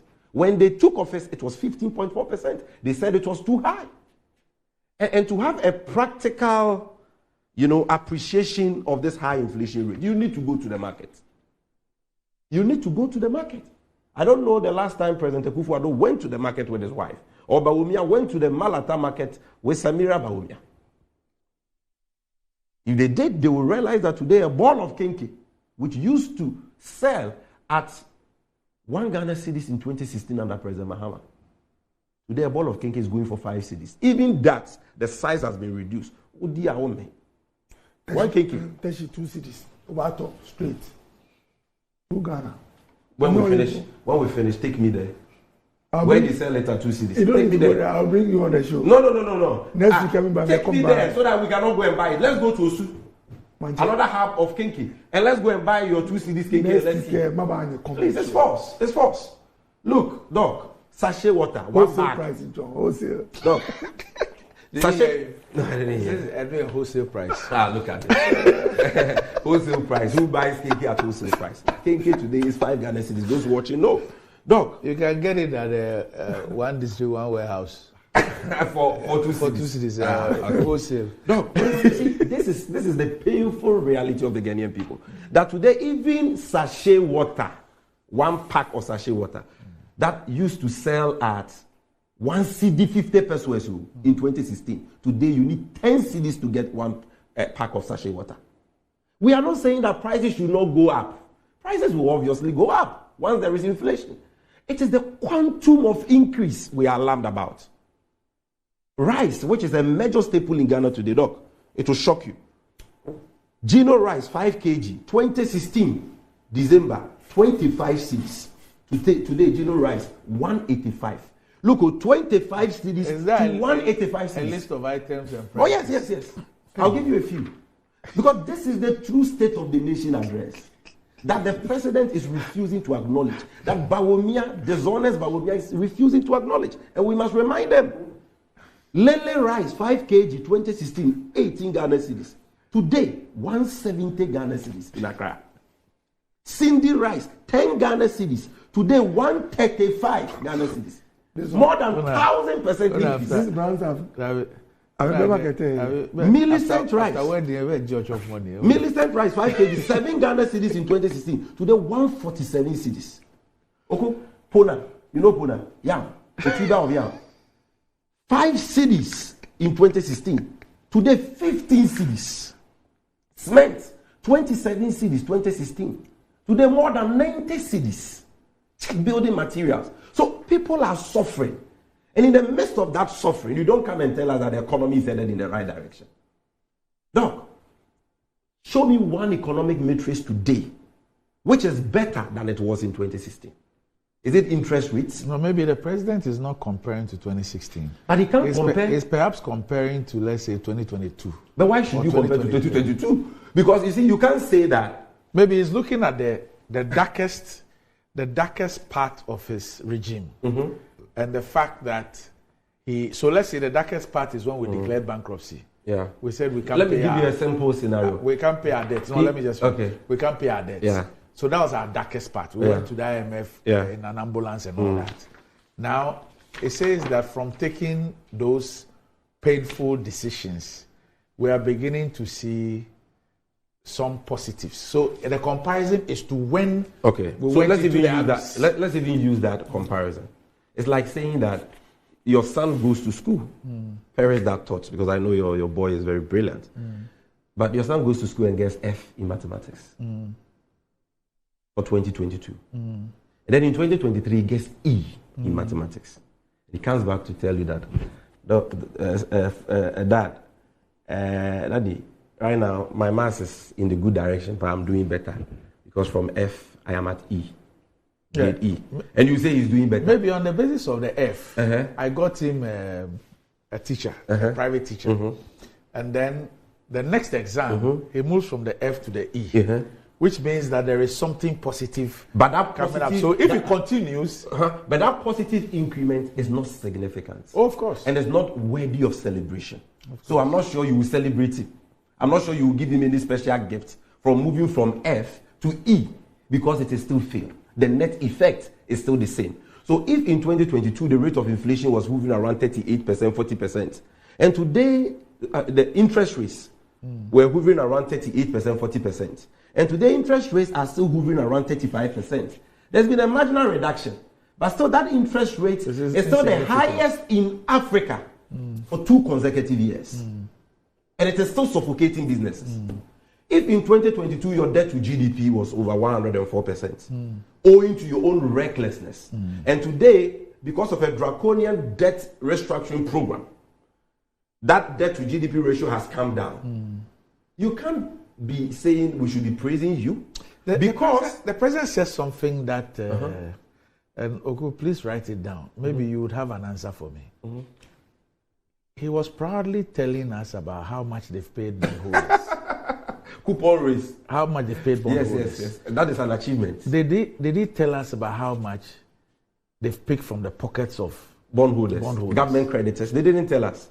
They didn't tell. But in any case, Doc, if you kill your mother, and you go and borrow 1 billion cedis to do a funeral for your mother, should we clap for you? No, why I even raised that issue is that if I'm a bondholder and I know what this DDEP has done to me, and I hear the president talking about what they've paid, it's an insult to your intelligence.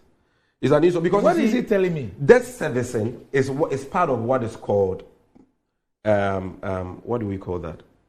You know, in the budget, you have capex, you have the non-discretionary. It's a non-discretionary expenditure. Debt servicing is non-discretionary. Every government is supposed to service its debts.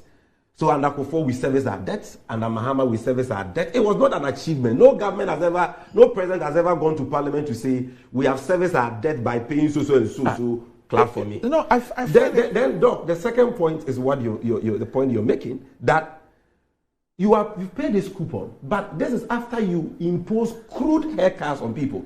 So you have actually reduced that coupon, the coupon rate you were supposed to pay people. You have deprived people of their investment. I'm somewhere. You have deprived people of their money. I'm somewhere. So you can't celebrate that. You come to me and you tell me that, look, I have a levy called ESLA. It brings in S amount of money every time. And so I want to use this to raise funds. I am selling ESLA bonds. Come and buy. Or there is a tax handle called Get Fund, levy. This is how much it rakes every month. So I am creating a bond for you to come and buy. This is a tax handle. Statutory funds is going in. Your money is safe.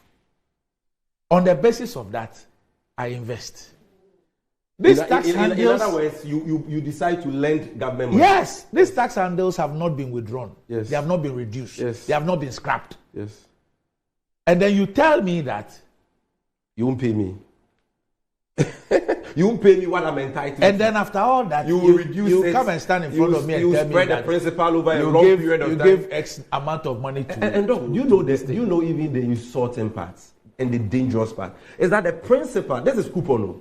The principals which were due have been postponed, carried forward to 2026 and beyond, and they don't tell you what they will be bequeathing to the next government to pay you that money. It's just like you've checked. It's just like you've checked out. You don't even care how people feel. He's already checked out because when you feel how they will feel when you tell them something. Is the one who will come and fix the mess. You see, Doc. And even in terms of our debt, the fact still remains that we can't service our external debt. We are still begging our bilateral, partners to give us debt relief.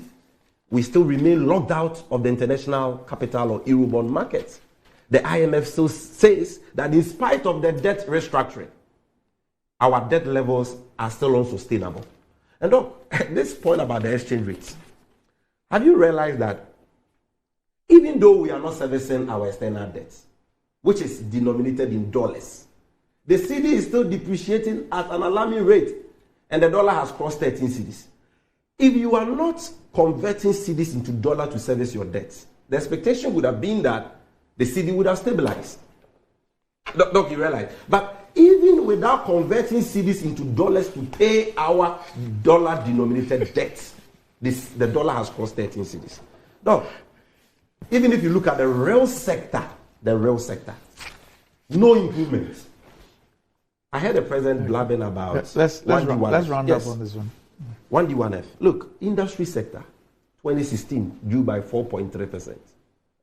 2023, their own figures contained at Appendix 1C of the 2024 budget say that industry sector grew by -1%.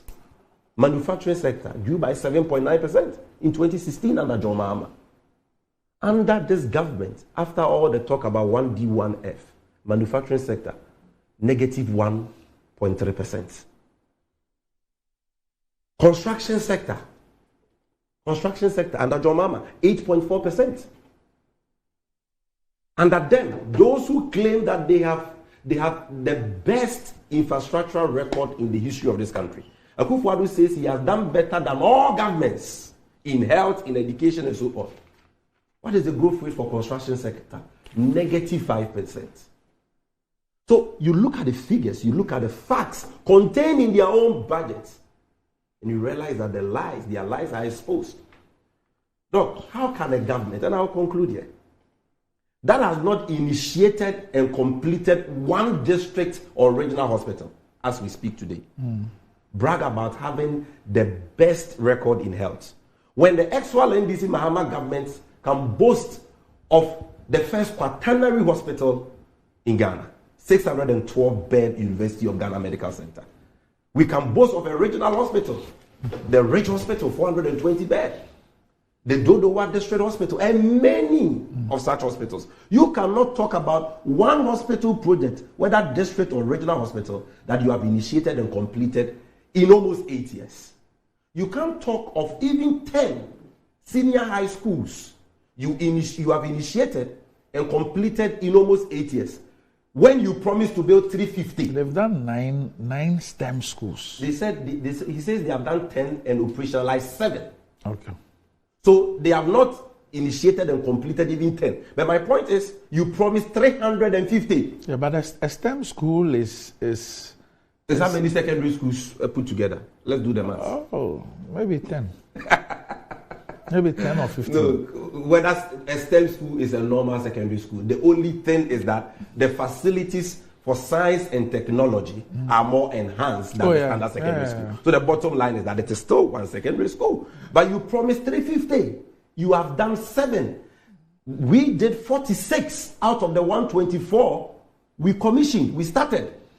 You have not even initiated and completed one public university.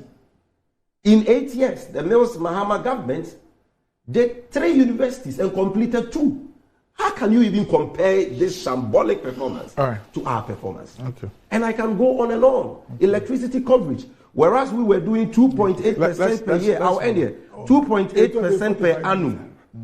Increasing electricity coverage, nationwide electricity coverage from 60.5% to 83% in 8 years. You have increased it from 83% to 88%, 0.8% per annum. And you still have the audacity to talk. So, Doc, clearly our leaders, Alhaji Bawumia, President Akufo-Addo, they've lost touch with the reality. They are living in their own world. They are not sensitive to the plight of Ghanaians. They are not ready to address the serious socio-economic problems confronting us. And that is why they must be booted out on the 7th of December 2024 for us to bring on board a new leader who has the vision, the experience to transform this country back to the path of development and progress. All right. And that leader is none other than His Excellency John Dramani Mahama, who will be communicating his running mate to the National Executive Committee and the Council of Elders of the NDC later today. Okay, today? Yes, today. Oh, okay. All right. So Ostige says a move from F to E is an improvement from useless to mediocre.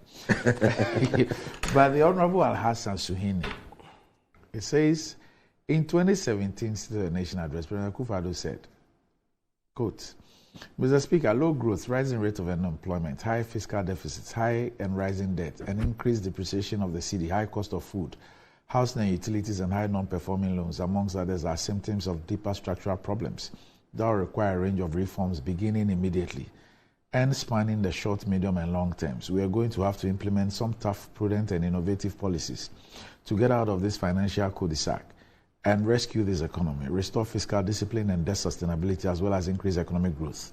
I will not allow this economy to collapse under my watch. Today, end of quote. Today, unemployment is up 14%. Fiscal deficit 7%. Debt is unsustainable and we are unable to pay our debts. CD to $1 is 13 cedis. Food inflation is at an unprecedented high.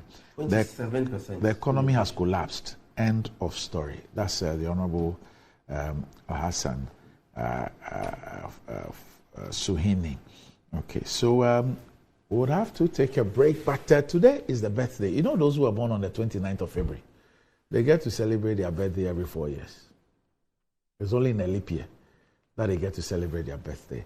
And today is the birthday of a brother of mine, Patrick. You can call him Kavej or Kavege, but he's popularly known as Allegro. Today is his birthday. He was born on the 29th of February.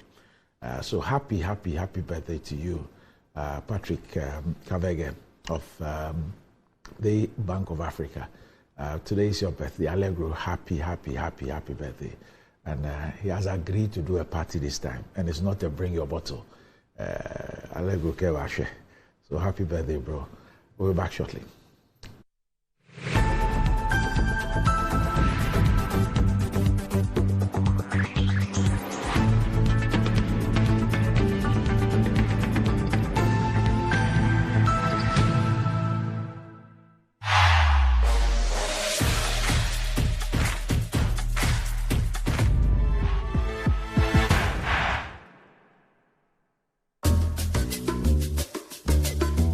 Pascal is showing his boss the efficient new technology they've installed. She is pleased, but now she's asking, why is that still there? Pascal explains that he hired a security goat to protect the data shed. The boss is not so pleased anymore. If you haven't upgraded to cloud storage yet, it's time to get business done better with MTN Business. Good afternoon, Mr. Ampadu. Good afternoon, Mr. Asari. How is business doing? My business is collapsing. Why is your business collapsing? I sold my products and services to my clients on credit, and my debtors are not paying their debts. Have you heard of Rosic Consult Limited, a debt recovery company operating in all the 16 regions of Ghana? Not at all. Mr. Ampadu, all you need to do is to contact them on their customer service line.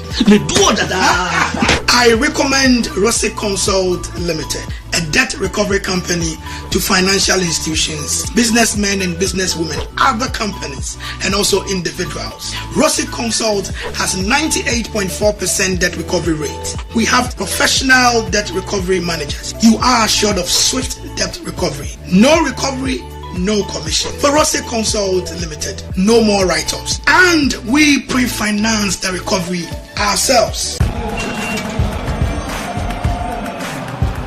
We are back, bringing you the latest lineup from Betway. Betway starts strong with their front two, with Free Play Friday and Swipe Bet. In the middle, you've got all the control with Cash Out and Build a Bet. Plus, with Win Boost, you can boost your sports bets. At the back, they have Smart Picks and the Partial Daily Jackpot.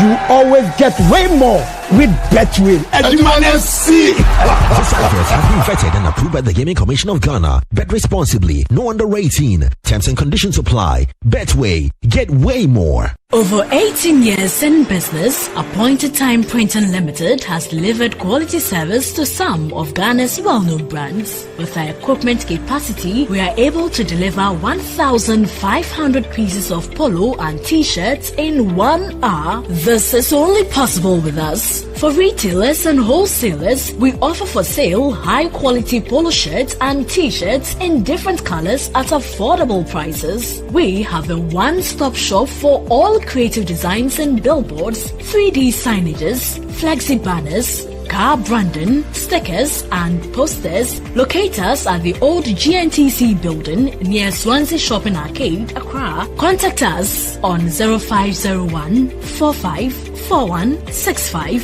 0501 454167. Connect with us on Instagram, Twitter and Facebook at Appointed Time GH. Appointed Time Printing Limited. Our printing is a Enjoy the fruits of your labor, they say. But as humans, aging and physical infirmity stands our way of enjoying our mansions and homes. It often becomes challenging, if not impossible, to use our stairways day in, day out. With portable American pneumatic vacuum elevators, PVs, you are assured of unlimited enjoyment of your mansions and homes. It's a self-supported elevator for vertical movement of humans and goods at homes and offices. The original comes in 3 custom-made models with wheelchair accessibility. Call it luxury, but it's a necessary imperative for vertical mobility. Do not let aging or infirmity limit you. Get one for your easy vertical mobility at home. It's affordable and can be installed in just 3 days without modification to your existing building. It's however easier to incorporate it at the construction stage. We also have traditional Fuji elevators and escalators for your high-rise buildings and malls. Visit Lifts and Elevators Company Limited at Sakumono for your elevators nationwide. For free consultation to call or WhatsApp us on 0200-535-515. Lifts and Elevators. The elevator. Mommy.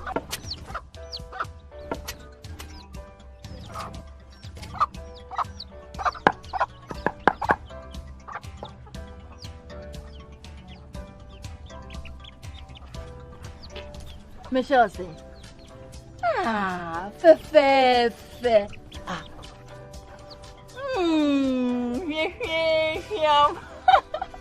Different era, better result. Time has changed and time has brought Kel Choco Toothpaste. Healthy gums, anti-cavity, fresher breath, and it whitens teeth.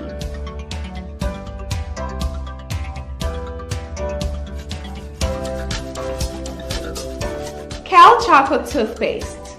Sankofa. Yenchi. Kel Choco Toothpaste. Happy smile. This advert is FDA approved.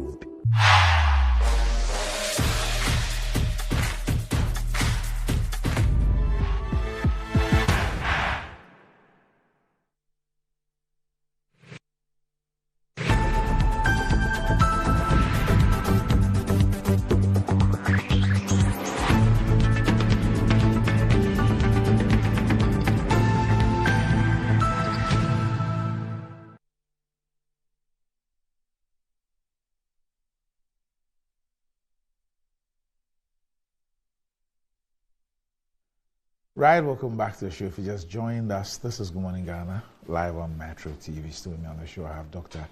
Ukoboy and Sammy Gyamfi. And pretty shortly, I'll also be speaking with Kofi Asari of the Africa Edu Watch. They've just come up with some interesting findings on education. I will speak with him briefly before our conversation with the CEO of the Minerals Commission, our normal Thursday morning conversation. But what does wealth mean to you? Do you want to live like a tycoon? Remember, as God the Mullah, God the power. Ghana's newest lottery game draws live on Adom TV at 9 a.m., 12 noon, and 6 p.m. daily. Now pick up your phones, tablets, and computers and download the Game Park Games app on Play Store. You can also play on the website at www.gameparkgames.com or by dialing *946# on all networks. Just choose 4 numbers from 0 to 9. It's easy to play and easy to win. Charlie, make we play this game and make some moolah. Nobody beats our odds in Ghana. Game Park Games, more moolah, more power. This game is regulated by a National Lottery Authority and is not for persons under 18. Play responsibly. Ayesoko. Dakosombo dam be big, but Betway's cash out be bigger. Betway is giving you more control over every thrilling bet you place. Enjoy the biggest and most reliable cash out in Ghana on Betway without any hassle. Sign up today at betway.com.gh.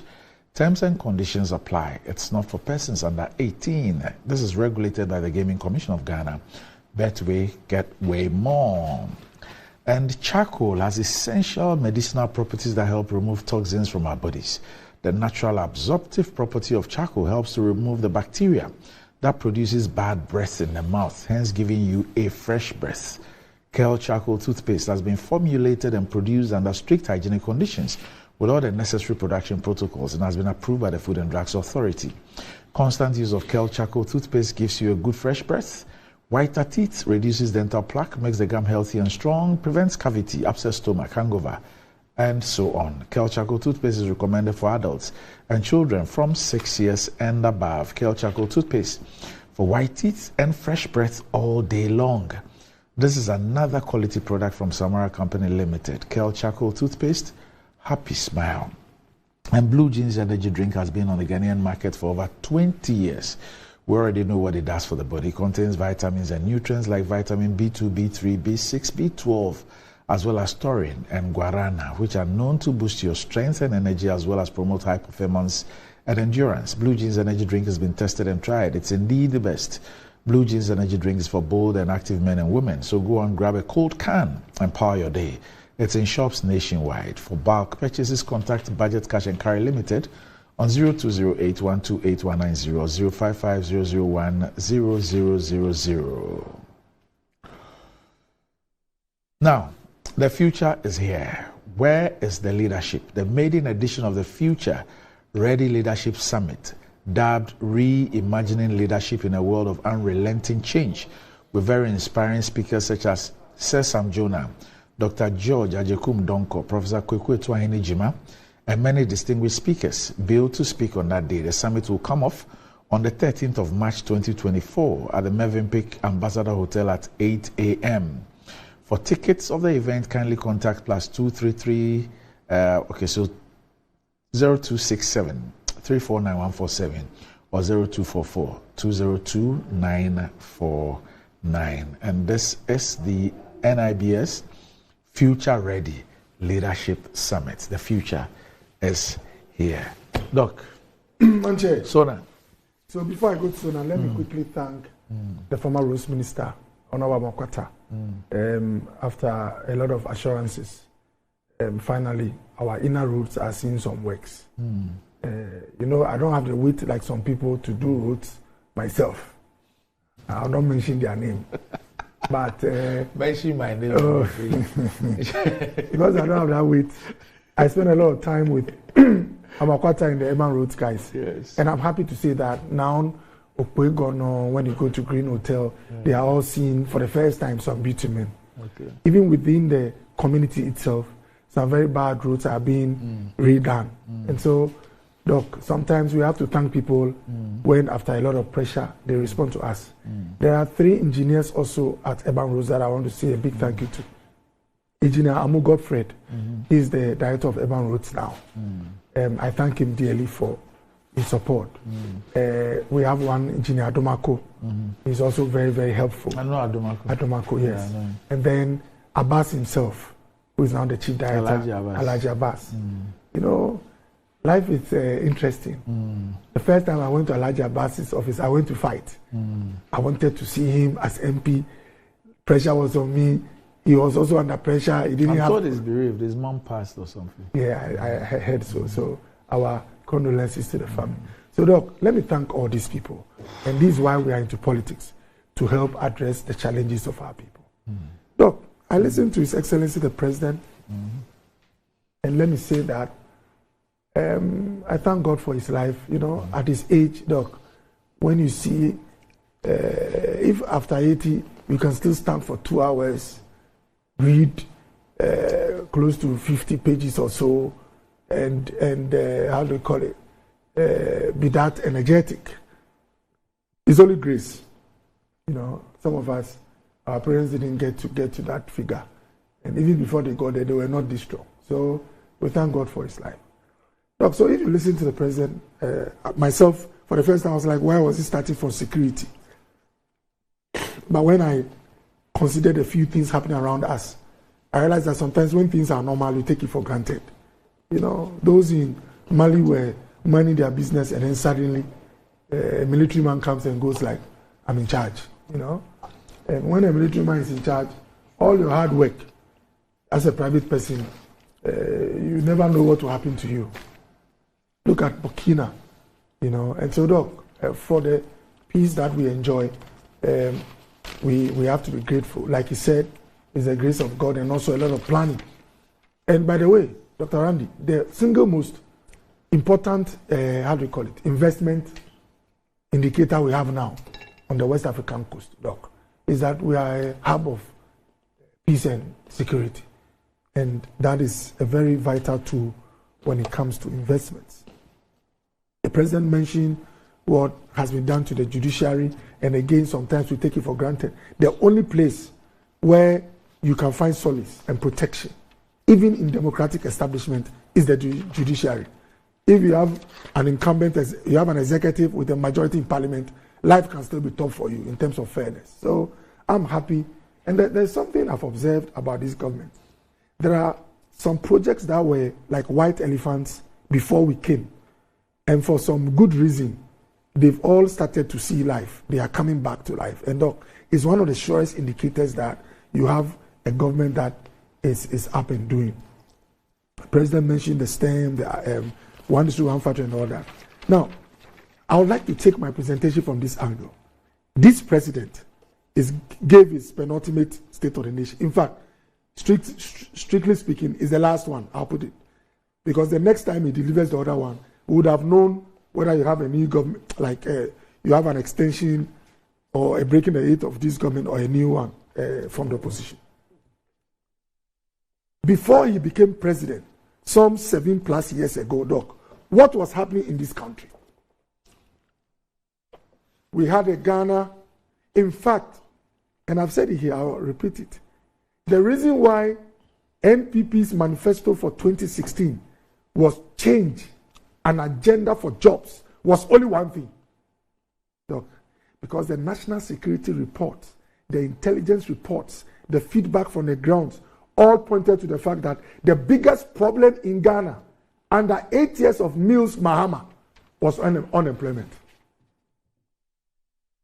And so the manifesto theme for the New Patriotic Party confronted head-on the biggest problem Ghana was facing as at 2016 when we were going into the election. And remember, at the time when unemployment was the biggest problem, in fact, it had gotten to a national security threat, we had 8 years of President Mahama as the co-driver, because that's what we are being made to believe now. In fact, JM was not just the vice. JM was co-driver with Mills for 4+ years and became the driver with his Prof. Emisata, sorry. So we had JM sitting right by the steering wheel for 8 years, 2 terms. And yet, by the time he was checking out, the biggest problem in Ghana picked up by national security, picked up, and later the results of the 2016 election showed that what we picked from national security on the grounds was true. JM didn't lose by more than 1 million votes by accident. The unemployment, the frustration in the system, the suffering, the struggling industrial sector because of unavailability of power or instability in the power situation, all were true, evidenced by the results in the elections. This is the Ghana Akufo-Addo inherited from John Dramani Mahama. who had been president and co-president for 8 years. Growth of the economy was declining. The how do you call it? Growth was declining. Fiscal deficit, which is one of the indicators of prudence and primary balance, was in a worse situation. In fact, I have the figures here. When you check, Ghana's trade balance was in the negative for 3-4 straight years under JM. What it basically meant is that what came to us as forex was less compared to what we had to use to buy or purchase services and goods. Any country that has a negative trade balance, a negative primary balance, will struggle to keep an economy that brings relief to the people and creates opportunities. And that's why under JM, unemployment was the biggest item in this country. This is the economy Akufo-Addo inherited 7 years ago. Akufo-Addo inherited a Ghana that could not afford to pay allowances for nurses, let alone dream of paying for the fees of kids, over 1 million kids. Decided or could not afford. But if you are struggling with allowances and you are saying that it is difficult because of the revenues compared to expenditure, and you were thinking of revoking the allowances, how can you then... Was that a reason given by the government? Oh, the man chair. You were, how do you call it? Okay, go on. Wait. They told us that they wanted to take in more nurses. So they wanted to take away the allowance. So that, look, Doc, I've said it and I'll repeat it. If you've not suffered hunger before, if you've not lived in a family where paying fees is a problem before, you underrate and undermine allowances that cushion people in school. And I'll mention it. My twin sister was a nurse. I was in medical school. She was getting money every month. I nearly switched from medicine to nursing because life was not easy. So these basic arguments like let's expand intake and remove allowance. Who told you it is easy to take out allowance and keep lives intact? And so we had an economy that basically could not sustain paying of allowance. This is the Ghana Akufo-Addo inherited. Akufo-Addo inherited a Ghana that could not keep the lights on for close to 3-4 straight years. Well, the viewer watching lived in Ghana. I was in Ghana. We will not belabor the point. You knew what happened to you before Akufo-Addo came. The cost to your partners at home, whether the lights were on or not. So you prepare your mind. That was the Ghana we were left with. And if you have a country that cannot keep the power on, how can industry grow from a 12-hour economy to a 24-hour economy? We had a Ghana, by the way, by the time JM was checking out, we had gone into an IMF program. And we all have sort of agreed that it is a challenged economy. It is an economy in some difficulty that goes to the IMF, where the interest rates on what you receive is lower than the capital market. So with all this hype, with all these wild comments about the JM, new JM that we'll get and all that, this JM, after 8 years, actually landed us at an IMF program.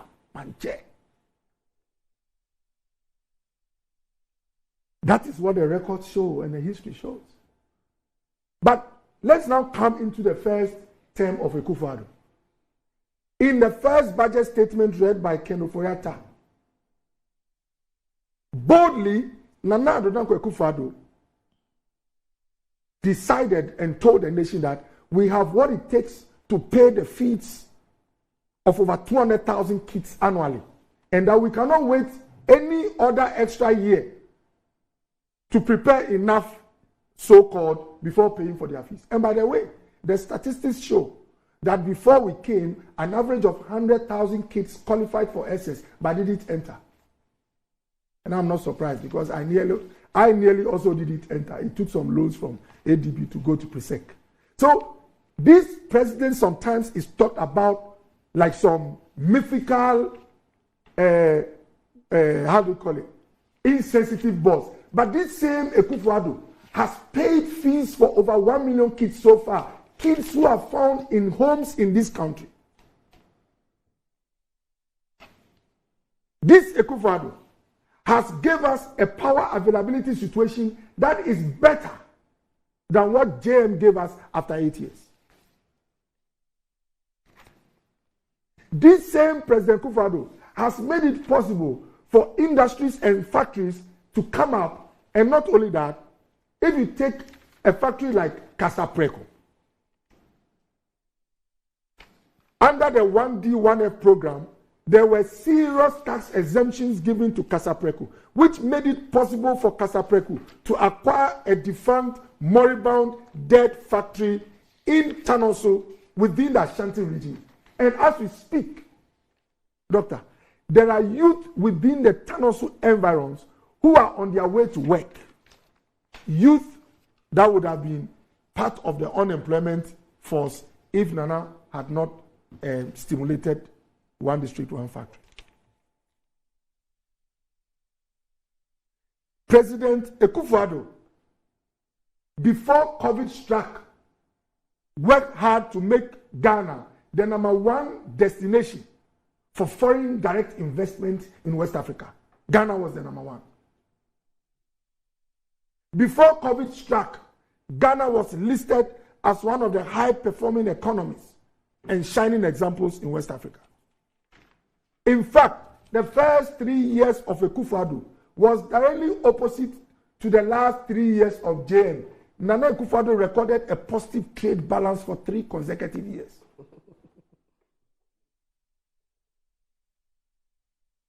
And I listened to my brother Sami. He says Akufo-Addo didn't mention unemployment. Man, chair, you don't have to mention the word unemployment to show that you are interested in creating opportunities. The president mentioned 1B, 1F in his speech. Even mentioned that over 170,000 people have been absorbed. It is the opportunities you create that speak to unemployment, not the word itself. If it's a word, I would have called Eugene to keep unemployment in the speech. But it's the opportunities. The president spoke about revival of the CAT project, the Confanote Teaching Hospital, a project that has been moribund for the past 40 years. Manche, Boroni you are to no panonofio. 40 years. Bago go over here. Confanote Teaching Hospital. Can boy question be more biana. Come over there. A project that has been moribund for 40 years. JM was in power for 8 years. The CAT project was hanging. It's a big white elephant. It remained so for 8 years. And the Akufo-Addo, it is being built at a cost of about 138 million euros. Revival of projects. These will create jobs. A lot of youth are working. So Akufo-Addo doesn't need to mention the word unemployment. The opportunities you create will speak to employment. The University of Ghana, University of Ghana Sports Stadium. Anytime I pass by and see the stadium, I get inspired that all is not lost for Ghana in terms of hope. Structures that were hanging for years are coming up. It is a sign that you have a government that is working. Look, my brother says that Nana didn't mention corruption. You don't need to use the word corruption to show that you mean business. The president mentioned the judgment. Okay. Oh boy. Are you seriously saying that after all your analysis, I didn't even want to interrupt you. This national security thing about jobs and unemployment, it happened during President Kufuor's time. That is what led to that thing that was created. The YE or something, yes. That was a national security report. So it was not during Mills Mahama. But there again, you're right. The issue about jobs. That was the campaign promise of the NPP. Are you suggesting that an issue of employment, which is what underpinned President Akufo-Addo's ascendancy to the president, and the fact that we now have a report from the government statistician which tells us that unemployment is at an all-time high, job creation, employment or unemployment, should not be a standalone subject.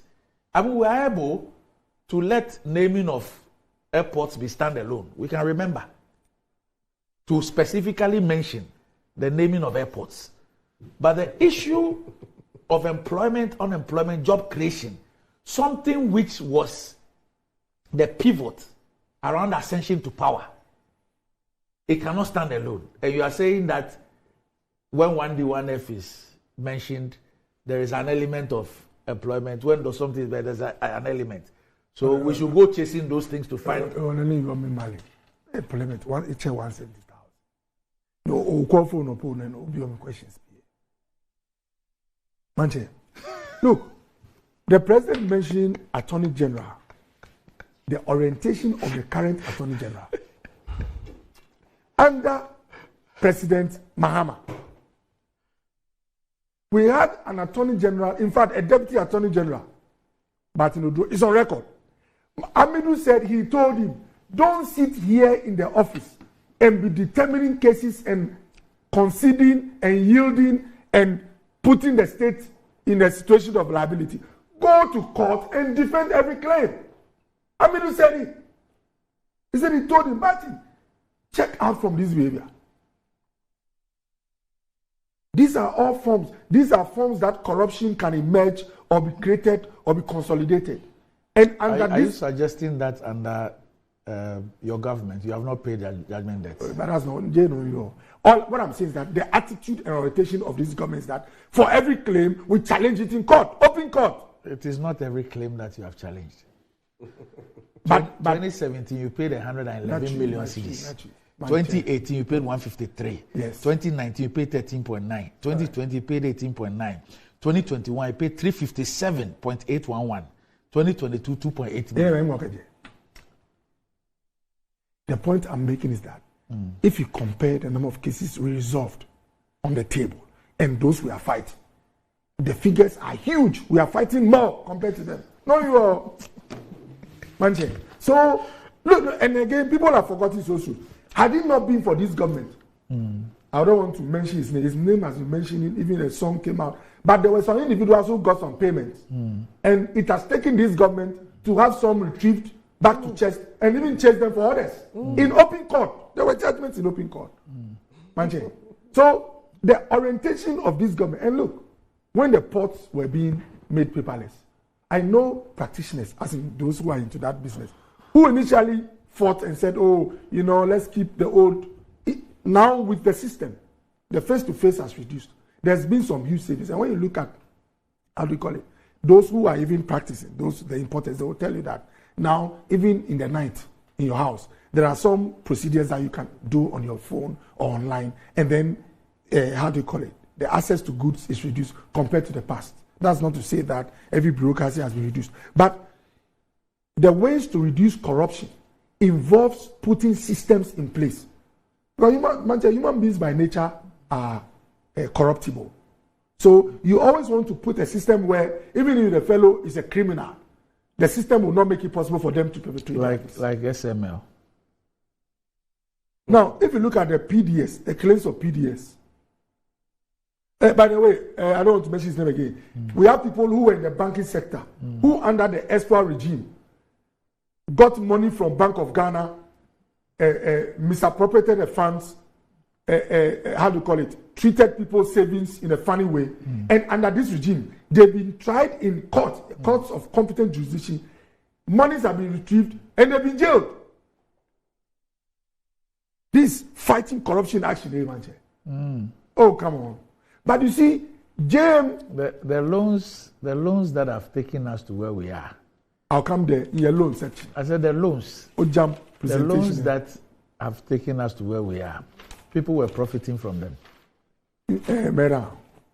Now, by the way, Doc, this talk that when Ken arranged loans, he got paid and all that. Not just him. Oh. But before Ken came, the previous presidents we had, when they went for loans, there were financial institutions that arranged, they also got paid for services. I don't want to mention it. Continue. Now, price movement. Can you just repeat what you said? Manje, I don't want to provoke you. Part of events. Of course. Manje, I think it is important to mention that. In fact, I brought figures Your here. Style of communication must be studied in political communications. See, I've heard my brothers in the NDC make very strenuous, frantic efforts to tell the Ghanaian that you are suffering because you have a useless Akufo-Addo government. But Manche, forgive me, there is some level of dishonesty in that particular presentation. All right. Our brothers in the NDC, including the flag bearer, and by the way, let me congratulate JM for choosing Professor Jane. We're working with intelligence. Now, you see, if it had been someone else, people can argue that JM that the complementary one can bring some change. But now that is the same set. No, it's the same set. At least when you are looking at the past 8 years, you know that the history and the record is likely to be transmitted. Because Professor Jane was vice president for 8 years. Oh, man. So I'm asking you. Okay. All right. So, but congratulations to Jane for choosing Jane. Doc, now, I was speaking to the dishonesty. Why are you looking at him like that? I was speaking to the dishonesty because oh, God. In 2020, Doc, when COVID struck, yes, the how do you call it? The livelihoods of people were eroded, taken away from them. And I always use Alisa, which is right here, as an example. When COVID struck, most of the workers in Alisa had to go home.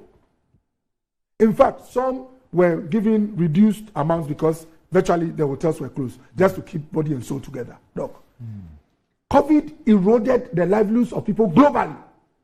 In fact, COVID, the inflation, and I listed a few countries, the inflation for Senegal. You know, there are some countries that have been set like our contemporaries, or in terms of they are like good examples in West Africa. Senegal, over time, has emerged as one of them. If you look at 2012, Senegal's inflation rate was 1.4. Inflation in Senegal dropped to 0.8 in 2015. Though, as late as 2018, it was 0.4 in Senegal. Guess what? In 2020, it went to 2.5. And this is mathematics. If you divide 2.5 by 0.4, it's about 500%. So sometimes I see people doing raw that Ghana, our inflation is not 43%, 50%. If you look at our historical inflation rates, even under GM, inflation was a double-digit deficit. The average inflation rate under GM was double-digit. So when you list the trend, you realize that although the figures nominally look big, in terms of percentages, it can be compared to our contemporaries. Doc, inflation rose to 9.69 in 2022 in Senegal, from 0.4 to 9.69, over 10-fold. What caused this, Manche? You are you've gone ahead of me, but you're PhD. Look at the trend. You have a trend which is stable. All of a sudden, there's a big jump. An event caused it. What caused it? Catch it, I can catch it. Like an event. You know what? Now, leave Senegal. Let's come to Nigeria. 2013, Nigeria's inflation rate 8.5%. 2020, 13.2. Manche. 2021, 16.9. 2022, 18.5. What made their inflation jump from an average of 9 to about 20% in 2023, Manche? You are a PhD student. Something accounts for that jump. Now, let's come to Japan. In fact, Japan's average inflation rate before COVID struck. What are you trying to tell us? Correct. I like this question.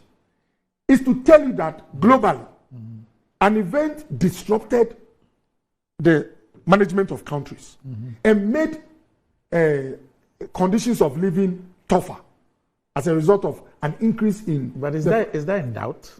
Oh, but some don't refer to it. It's not in doubt. Oh, Bonoke is not in doubt. Because I mean, the inflation is high. Will you be able to tell me, for example, Senegal, yeah, how much money they got as a result of COVID? How many taxes they instituted as a result of COVID? I've written all this, naturally. Okay, please tell us. Okay. So, yeah, so the point I want to make is that, Doc, price movements have been part of the Fourth Republican dispensation. But we all admit that the inflationary rates became very high post-2020. And I'm saying confidently that the factors that accounted for it were not only local, but external. If Sami talks and concedes to the external, I will not speak much. That's my problem. Okay. Now, Doc. Wind up for me. Yeah, let me wind up. You see, Doc, I think this is the way I would like to round up.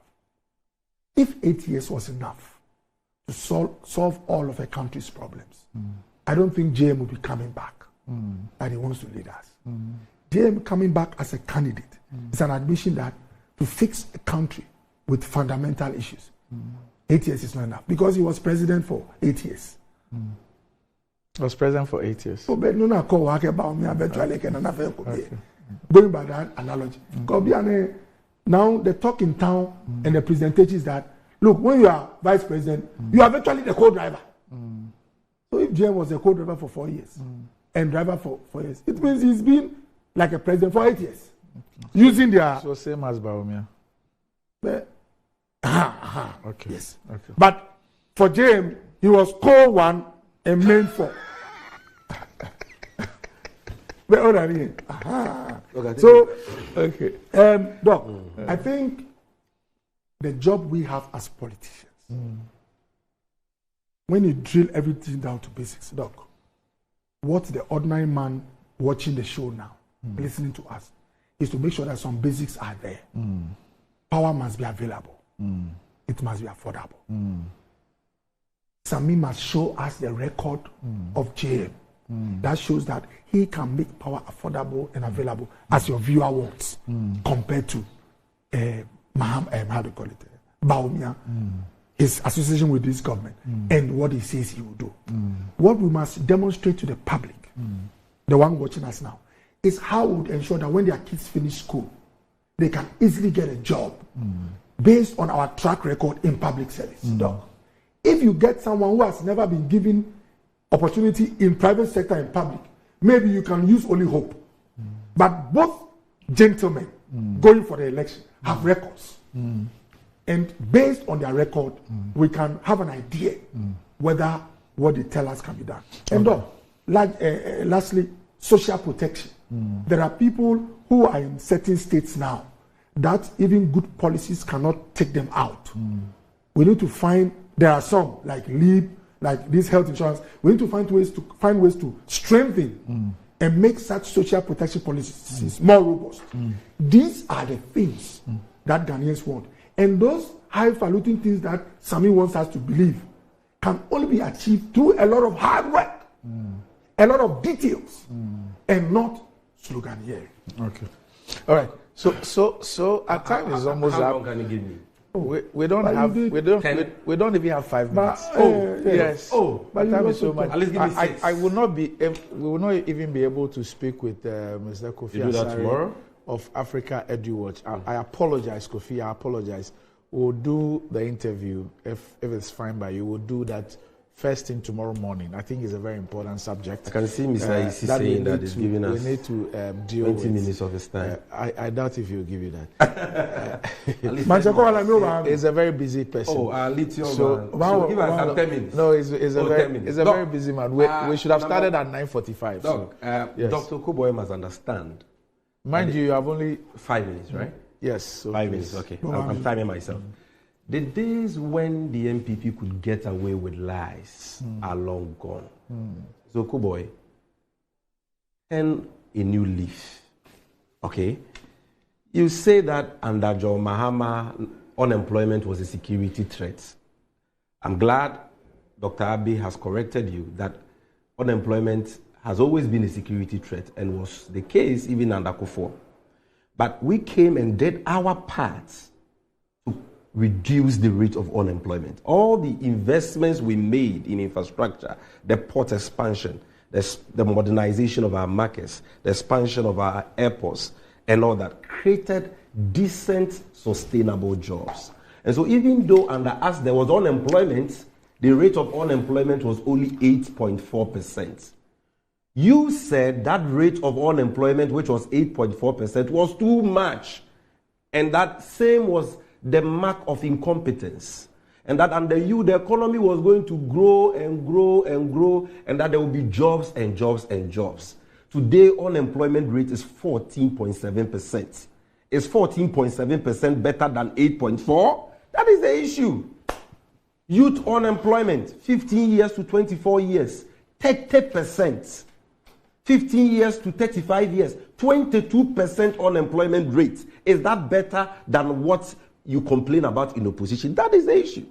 Then he says that the economy, Akufo-Addo came to meet. Number one, fiscal deficit was out of control. For your information, fiscal deficit in 2016 was 6.1%.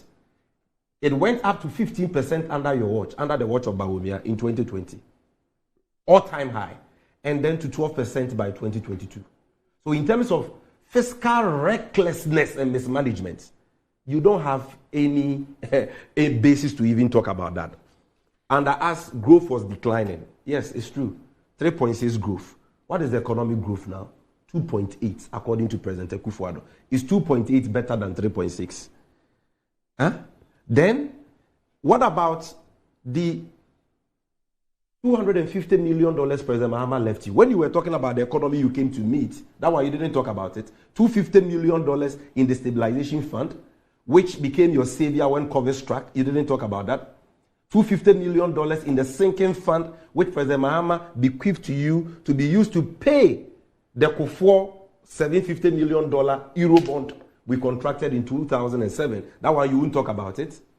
The almost 1 million tons of cocoa we left you. You won't talk about it, which is today hovering around 500,000 and below. Our lowest in 20 years. You won't talk about all the things we left you. You won't talk about the Tuabo gas processing plant we left you.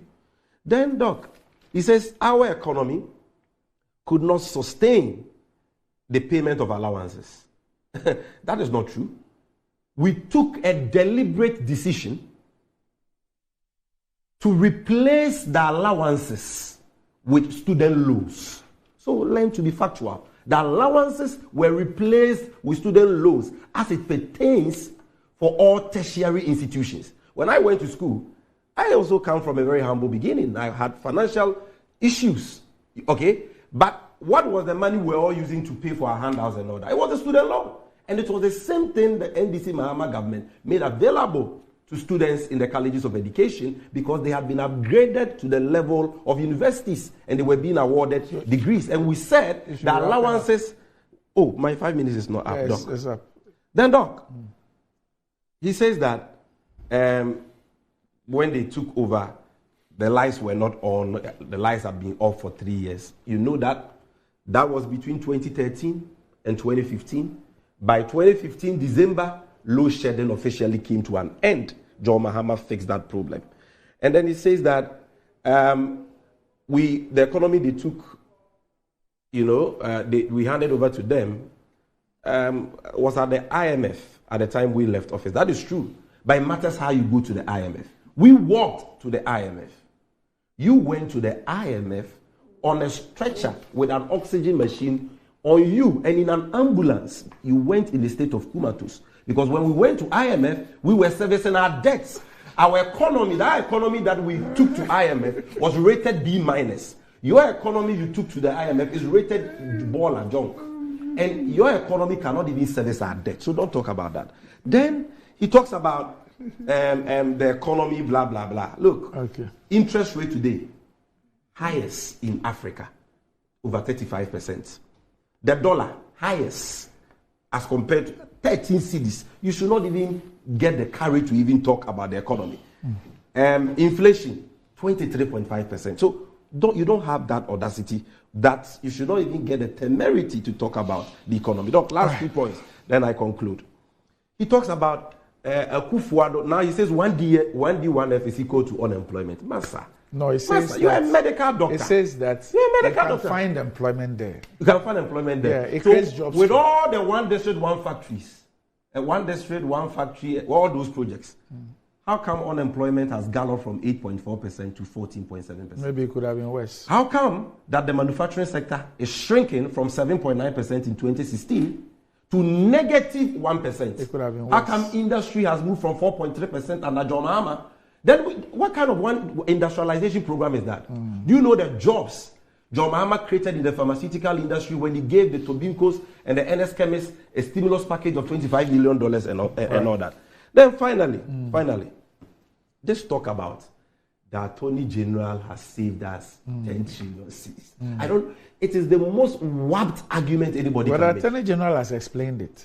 That what? He speaks about lawsuits, claims that were made by institutions, and what the institutions asked from the courts, and he has compiled them. No, anybody can go to court. Yes. So you don't take the damages claimed against government in civil actions, put it together and say you have saved that money. Yeah, so you disagree with the computation. So it's like we to come and say, under us, we had a maritime boundary dispute with Cote d'Ivoire, and we won.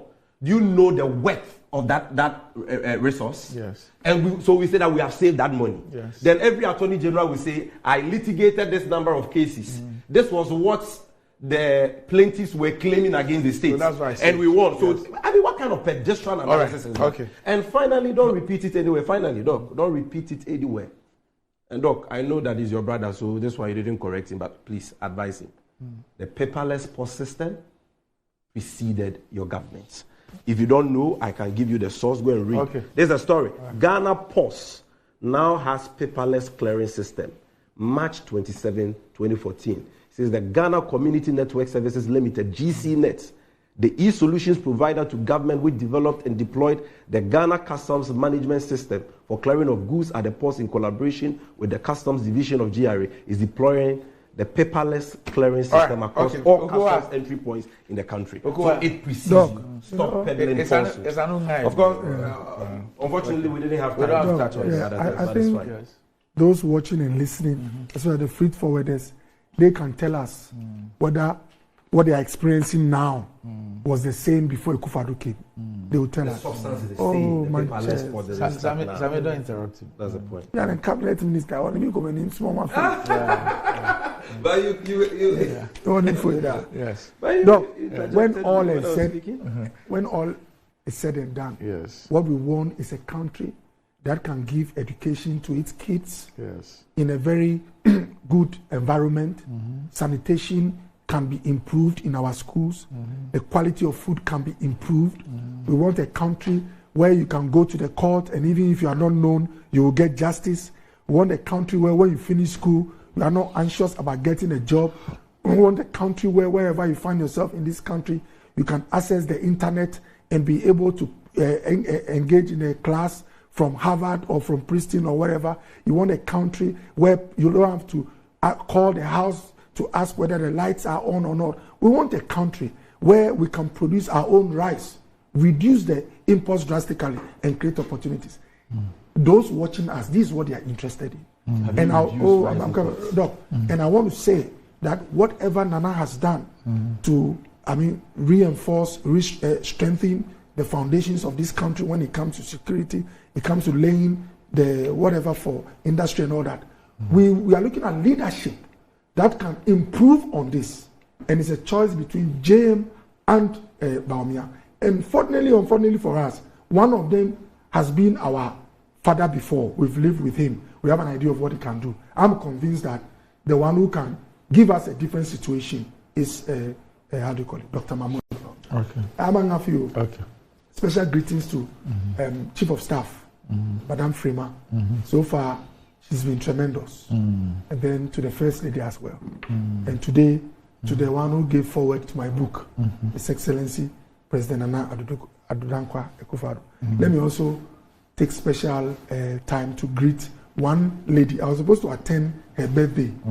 One Chocho lady who stays at Muji Park. I promised her, I put it on my schedule. In in Teshi. Okay. I put it on my schedule to attend, and then I got a call to come here. So I promised them, herself, her friends and family, that I'll mention on the show. So when you get around Muji Park, you can ask for Jojo. She makes bags, indigenous bags and all that. Next time I'll bring you some samples. Okay. So Doc, I thank you for all the support, and as I go for the vetting, I know you have a lot of filler. And let Sammy talk to his people. Okay. We are all one people.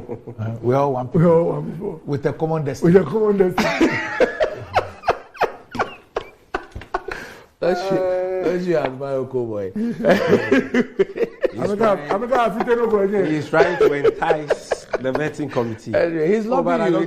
Is this talk to your people for him? Oh, they've never. So far, no one has ever been rejected. Okay. So let me say a big happy birthday once again to a brother of mine, Patrick Abege of the Bank of Africa. It's popularly known as Allegro. Everybody calls him Allegro. Today is his birthday. One of the few people who were born on the 29th of February. So happy birthday to you, Allegro. And we'll go Ashe Saturday, so we'll be there. The first time you'll be having a party which is not Bring Your Bottle. Please not Bring Your Bottle party. Up next, our conversation with the Minerals Commission.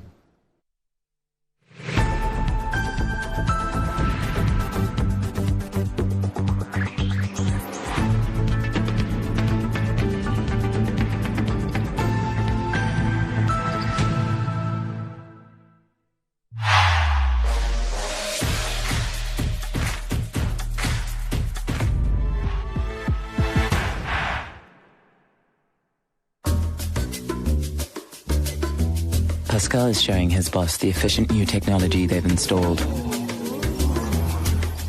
She is pleased, but now she's asking, why is that still there? Pascal explains that he hired a security goat to protect the data shed. The boss is not so pleased anymore. If you haven't upgraded to cloud storage yet, it's time to get business done better with MTN Business. Are you tired as a consumer in Ghana when it comes to issues that confront you as a consumer? Worry no more. Kofi Capito, I'm here to give you the information, all that you need to make sure that your right is protected as a consumer. We have too many laws and agencies that should protect the right of the consumer. I'm here to give you the information that will help and assist you to get goods and services delivered to you without any worries. Watch The Capito Show on Metro TV.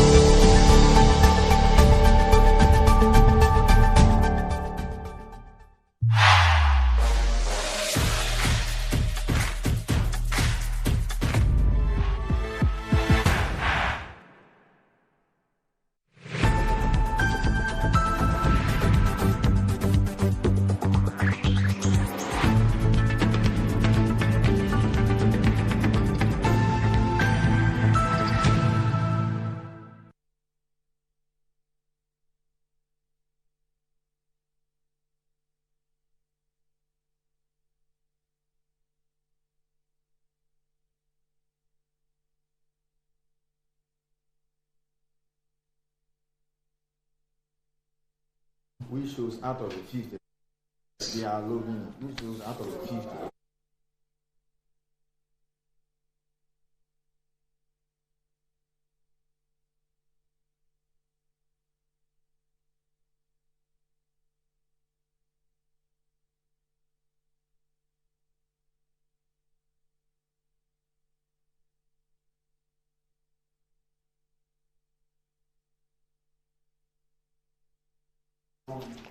Right, welcome back to the show. If you just joined us, this is Good Morning Ghana live on Metro TV. Time to get engaged with the Minerals Commission of Ghana. And the CEO, Mr. Martin Ayisi, is here with me, as always, in the studio. Good morning, Martin. Morning. How are you? I'm good. Are you? Fine. By the special grace of God, we're doing well. I love that. Yes. So last week, we got into how the Ghanaian, or for that matter, anybody who wanted to get into the support services in the mining sector could get involved, or what we want to call even the local content. So we went through that. You took us through some of the requirements, especially for the Class A services, where we dealt with contract mining for large-scale surface and underground construction and management of tailings, storage facilities, mineral assaying services, mining consultancy services, mineral exploration services, including drilling, supply of mining equipment and spare parts, manufacturing of explosives, fabrication stroke manufacture of mining equipment and accessories, air haulage, healthcare services on mine sites, and civil works, including construction of office buildings and other structures. Now, there are classes B and C. Can we start off with classes B and C? And then if we have time, we'll go back to look at the local content list and try and look at the level of local participation, and of course, also focus on those that are exclusively reserved for Ghanaians. Okay, so let's start off with Class B and C. Randy, first of all, why have you classified them? I'll come to the classes. Okay, but you do the public a lot of service. Right. If they upload all the lists solely for Ghanaians. We will do that. As we do the discussion. We'll do that. I'll talk about Randy. Now you have become an expert on issues relating to mining policies. I'm learning. But I've been disappointed on one issue. Okay. The NDC and NPP people that come here to discuss all the policies. I've never seen you discussing what ideas they have on mining. The time will come. Because sometimes you just pick issues that are topical or public interest, and then for 30 minutes, both sides are discussing. We'll be getting to... Now you know all the in and out of Galamsey. We'll be getting into the policy specific. We'll be getting there soon. Yes, and we have or maybe I become the host. We actually have a session on mining, a special program, which is, and I don't want to give the details yet because we'll officially outdoor it, and then you'll get to know that. So it's coming. All right. Yes. Randy. Yes. Your first question. The classes. Why do we have A, B, and C? Very simple. We realize that there are three issues at play here. One, whether we like it or not, you might pardon my language. You cannot deny or take away the fact, wherever you are, in Ghana or any jurisdiction where mining is taking place, that there are certain communities or group of people who bore the brunt of the mining operations more than any other group. Yes. I will explain. So, if you come to my community, for example, where I come from, we are beginning to see some mineral occurrences. And then the deputies are said that you need to relocate, let's say, maybe 2,000 out of the 10,000 who are living there. It's just fair that you reserve some classes of jobs directly for the community. You understand that? Yes. And some of the things are so basic. That is not to say that those who don't come from the community can also carry out activities in A or B. Remember, I know the question people ask is that, why are you not discriminating? But Randy, the bulk of the royalties go to the Republic. Yes. And that's where it's for all of us. Do you understand that? The taxes and other receipts go to the state. So that's when the 30 million Ghanaians, benefit from. So we have decided that, look, Class C should be activities or services that should be restricted solely for persons who come from the community. And I'll tell you how to do it. Okay? So that is it. Then B are areas that have been reserved for Ghanaians, wherever you are. Once you're a Ghanaian citizen, you can enter. Then A is open. You could be a citizen or you could be a foreign entity or persons who might come in and do it. And then with time, or over the period, as we improve on capacity, some items in A, are dropped into B. That is it. So C, we hardly do anything about it because we know what the locals, what should be reserved for the locals. When we finish this segment, we'll wrap up and discuss maybe on 3 occasions the skills aspect when it comes to the employment proper. We'll discuss that perhaps in March so that we'll complete the whole issue. So basically these are the reasons. Areas that are open to foreigners and Ghanaians, areas that are strictly open to citizens of Ghana, wherever you come from, and then areas that are restricted solely to communities that are directly impacted. So these are the reasons. And then as capacity improves, we move some from A into B. That is it. So these are fundamentally the explanation for the categorization into classes A, B, and C, respectively. Okay, so we looked at A last week. Let's try and look at B and C. So, under B, last week you made a point that the requirements for A and B are similar. Are same. The difference, not even similar, they are the same. Okay. So, the same, you have to be a locally incorporated company, the usual VAT clearance, tax, SNIT, CV of your key personnel, business plan, mineral right holder, a contract with a mineral right holder or a comfort letter, if any, audited accounts, and then ability to demonstrate that you have a capacity to do it. The fundamental difference is just one, which is the fee. So those in class A pay the equivalent of 10,000 USD. It's annual. Those in B pay 6,000. So if you look at it, but the other payments, the 250 and they are the same. They are the same. Whether A, B, or C. C. Yes. And then there are certain stages, that you make the payment. So when you provide all those requirements, and then you go online, fill the form, you pay online. You pay $250, CD equivalent. I have to be careful before the governor slaughters me because the currency is Ghana cedis, and then the processing fee is 500.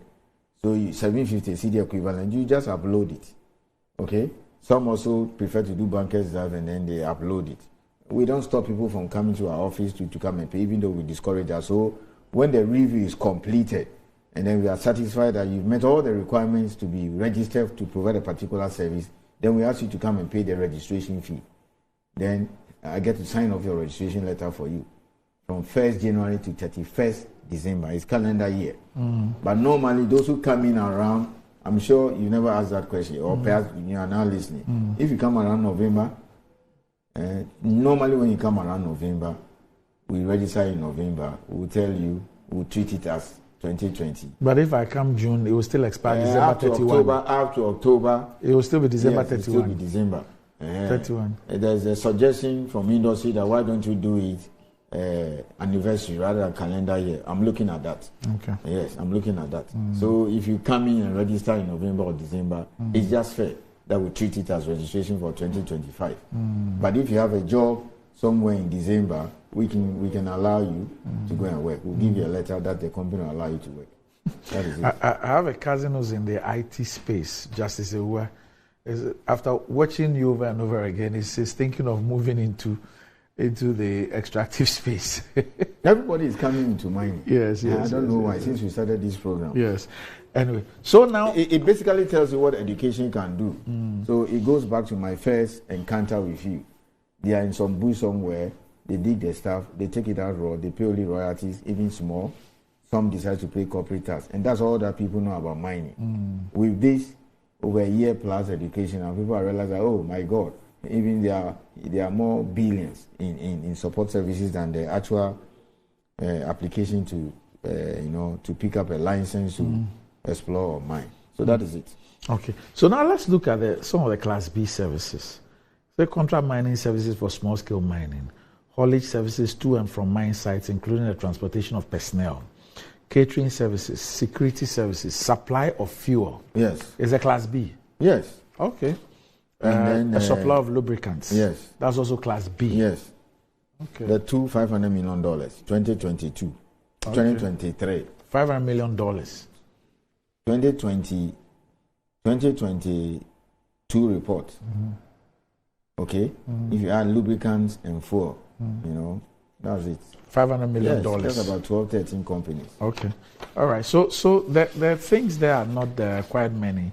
Contract mining, small-scale mining, haulage services, catering services, security services, supply of fuel, supply of lubricants. But I will want you to go to C. Yes. So that you see why. I mean, when viewers see the services in class. So we are now going to C. Yes. Now, what are the requirements that make C, before we get into the particular service, what are the requirements that make C different from A and B? Local. If I'm permitted to use 101%. Yes. You have to come from the community. So inside the community. Yeah, you have to be. I mean, you have to come from there. Let me define this properly before we create a scenario or something that may become problematic. When it comes to the local, or the services are reserved from the community, it's not ethnicity. Because is it residence? Yes, once you live there. Because you see, you come to my community. I have, all kinds of tribes who are living there.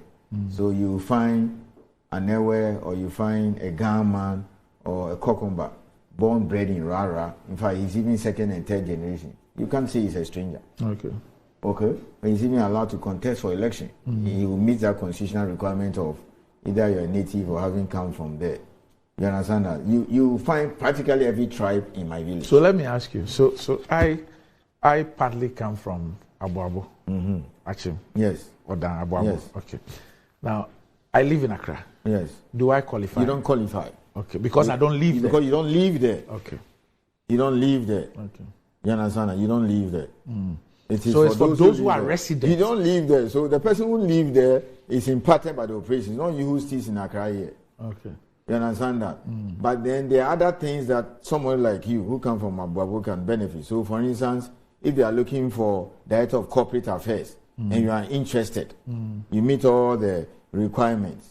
Maybe because your mother or your father comes from there, subject to you meet all the qualifications, they will hire you. Okay. Yes. I mean, there's always that joy when the indigents see their people working in the mine. Okay. So let's now go through the services.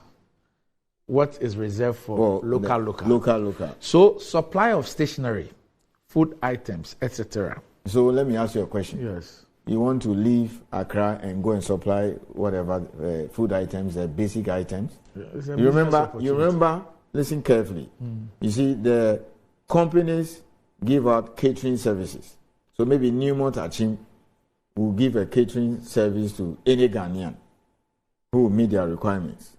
And then he's told essentially three things. One, those who will be doing who will be servicing who will be providing the necessary staff, okay? You have to get people to, do the cooking, serve the food and all those. You have to get them from the community. Okay, so that's one. Hang on, that's one. Yes. I just want you to know so that you get these food items in. And then we tell them that as much as possible, buy the food items from the community.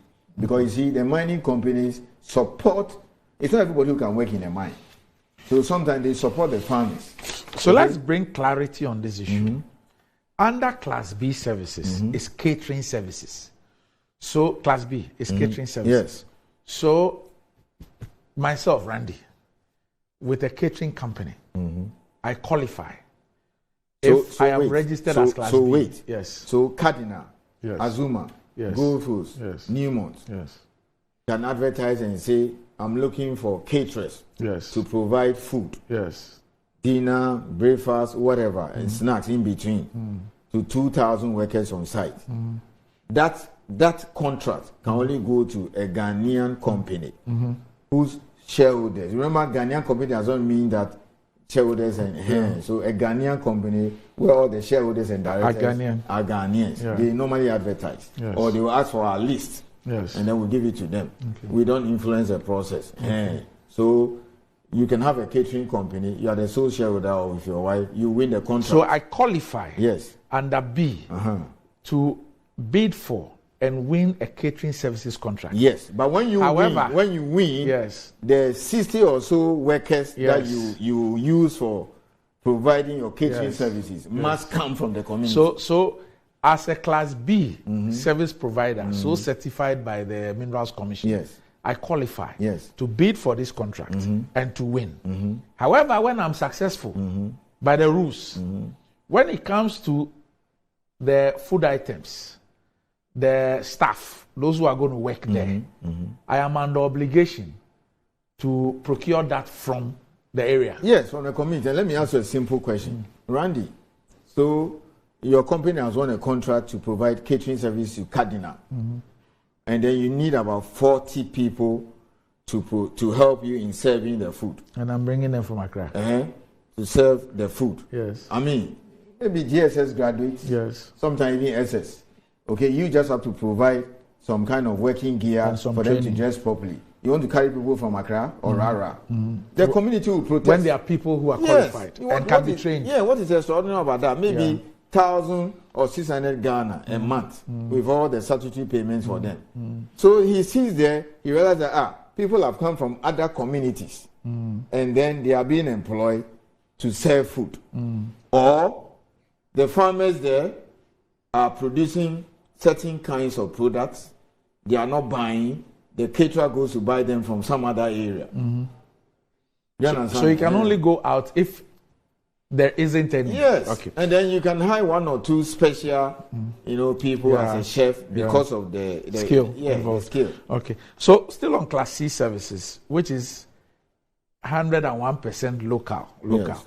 Weeding, grassing, reshaping, stroke cutting, stroke trimming of edges, mowing and fencing services. Yes. So this one, the locality. Yes. So you may have about 50 bungalows. Okay, that have senior staff. Then they say they want to give it out as a contract. They will have to give it to a local person who will be responsible for managing those places. Cleaning, painting, and disinfection stroke fumigation services. Basic. Rubbish collection, emptying of sewages, and other sanitary services. Basic. Physical training, gym training, and swimming instructors. Yes.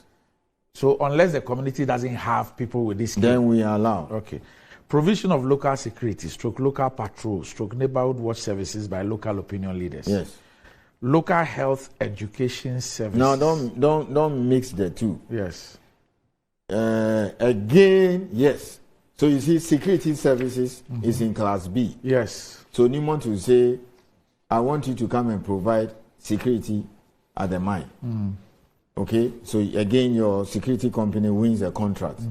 The people, like if you go to the mall, you see the way they are dressed, or even here at the entrance, I saw your security person. That person must come from the community. Yeah. So recruit from the community. You recruit from the community. And train them. Yes. And then beyond the mine proper, sometimes the community will say, look, I need some special security to patrol beyond our because you see, those people are often serve as deterrents to Galamsey. Do you understand? And that one, you have to give it to a local person. Minor maintenance services, example, plumbing, electrical fittings, etc. So go and bring a plumber from Accra to come and fix plumbing stuffs in Achim. How? You understand? And even where it is a massive thing, okay?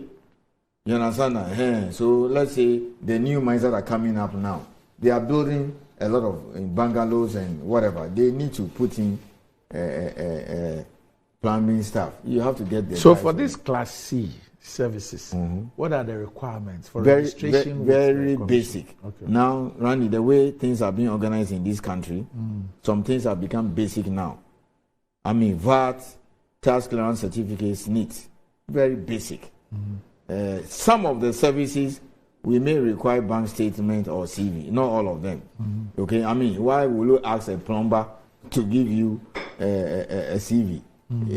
Sometimes you may not even be able to write. So for somebody who will be providing plumbing services, all that, and it could be an individual or a company. And sometimes some of the local plumbers are very well organized. So it could just be an individual. And their names are there. Okay, registered with Newmont. So his name is there. Newmont will say, oh, okay, we need 4 or 5 plumbers to come and fix this thing for a week or 2. Then they will call you. That's it. But some things are basic, like what we are reading about the Ghana card now. Practically we get into a situation where without Ghana card, they don't even accept passport. They will tell you Ghana card. So those are some of the things. And look at their fee.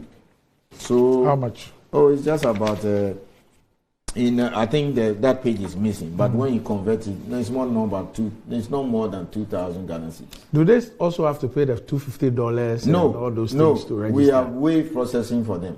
So they don't pay any processing They don't pay processing, and then I think it's about $50 or so. So what do? They also go to your website? They do it online. Yes, they also go to your website. They are the ones that, even if they put in an application, they don't have to wait for the registration. Okay. The Class C people. Okay. That is an innovation or something that I have instituted. Are they like come and fix? Oh, there are some electrician. You call some electrician from the community. Or there's a sink which is leaking. Yes, and then he has to come and fix it. I mean, a week, 2 weeks, he's chasing his registration. No. Once he lodges the application, that's it. Okay. And they even go to our district offices to do it, or they can do it on their mobile phone. Okay. And then he doesn't need to wait for the MINCOM approval. But whichever way, he or she must be registered with the commission. Yes, because, Randy, why do we do registration? 3 reasons. 1, you want to see, but for mining, how many people are being employed. Okay? So mining comes to your village. We have the direct. The ones that the figures that the mining companies provide are those who are on their payroll. Then you have the people who have been employed by the contractors who provide all these services we are talking about. Then Randy, the community that also do all these services. So when we get up and we say in a particular mining community, it supports about, let's say, 10,000 livelihoods. That's what we mean. Do you understand? So then the argument is that, but for that particular mining operation, these 10,000 people would perhaps maybe doing something else. That's the only way you can quantify. And then when they start talking about GDP and all those contributions, the statistical service. So we give that data to Ghana Statistical Service. We collect it, give it to Ghana Statistical Service, and then they use it to prepare the data. So when the Minister of Finance or the various ministers come and read or provide certain information to the public in Parliament, this is where the data comes from. That is it. All right. That's 1. And then 2, taxation. Yes. Yes, taxation. You want to know how many people pay taxes. Besides the official receipts like royalties and then corporate income tax that are paid by the mining companies. So also for tax purposes. That's it. All right. Okay. So now let's go to the meat itself, issue of the local content. How many Ghanaian companies are registered? So I have the data here. Randy, as at 31st, I'll give you the data for as at 29th February. In my next, in my next encounter with you, I'll give you those who are in good standing as at 29th February. Okay? I think I'll do it every quarter. So by the end of 2023, that is as at 31st December 2023, in all, we have registered 371 companies. 371. Randy, bear in mind, these are not entities that have been given license to explore or mine. Okay? These are companies or entities that provide various support services, which we shall put on the screen shortly. 371. Now, out of the 371, Class A, 307. Yes. 307. Class B, 13. Class C, 16. In fact, Class C is almost getting to about perhaps 200. But the 16 here is those who are fully registered. Remember, I made some introductory remarks by saying that for us, Class C, once you submit the application, we give you the permission to go and start work. Yeah. And so the figures I'm giving you are those who are fully registered. So 307 companies were registered to provide Class A services, 13 Class B services, 16 Class C. Now, that is 2023. Now, 371, out of the 371, 338 renewed. So it means that 338 companies that were registered in 2022 renewed their registration in 2023. And then 75 were new. So it means there were 75 new companies or entities that were registered last year to provide all kinds of services. Next time I come, I'll tell you, for example, the 307 or 307, I'll give you the breakdown. For example, fuel, lubricant, support services. I find something quite curious.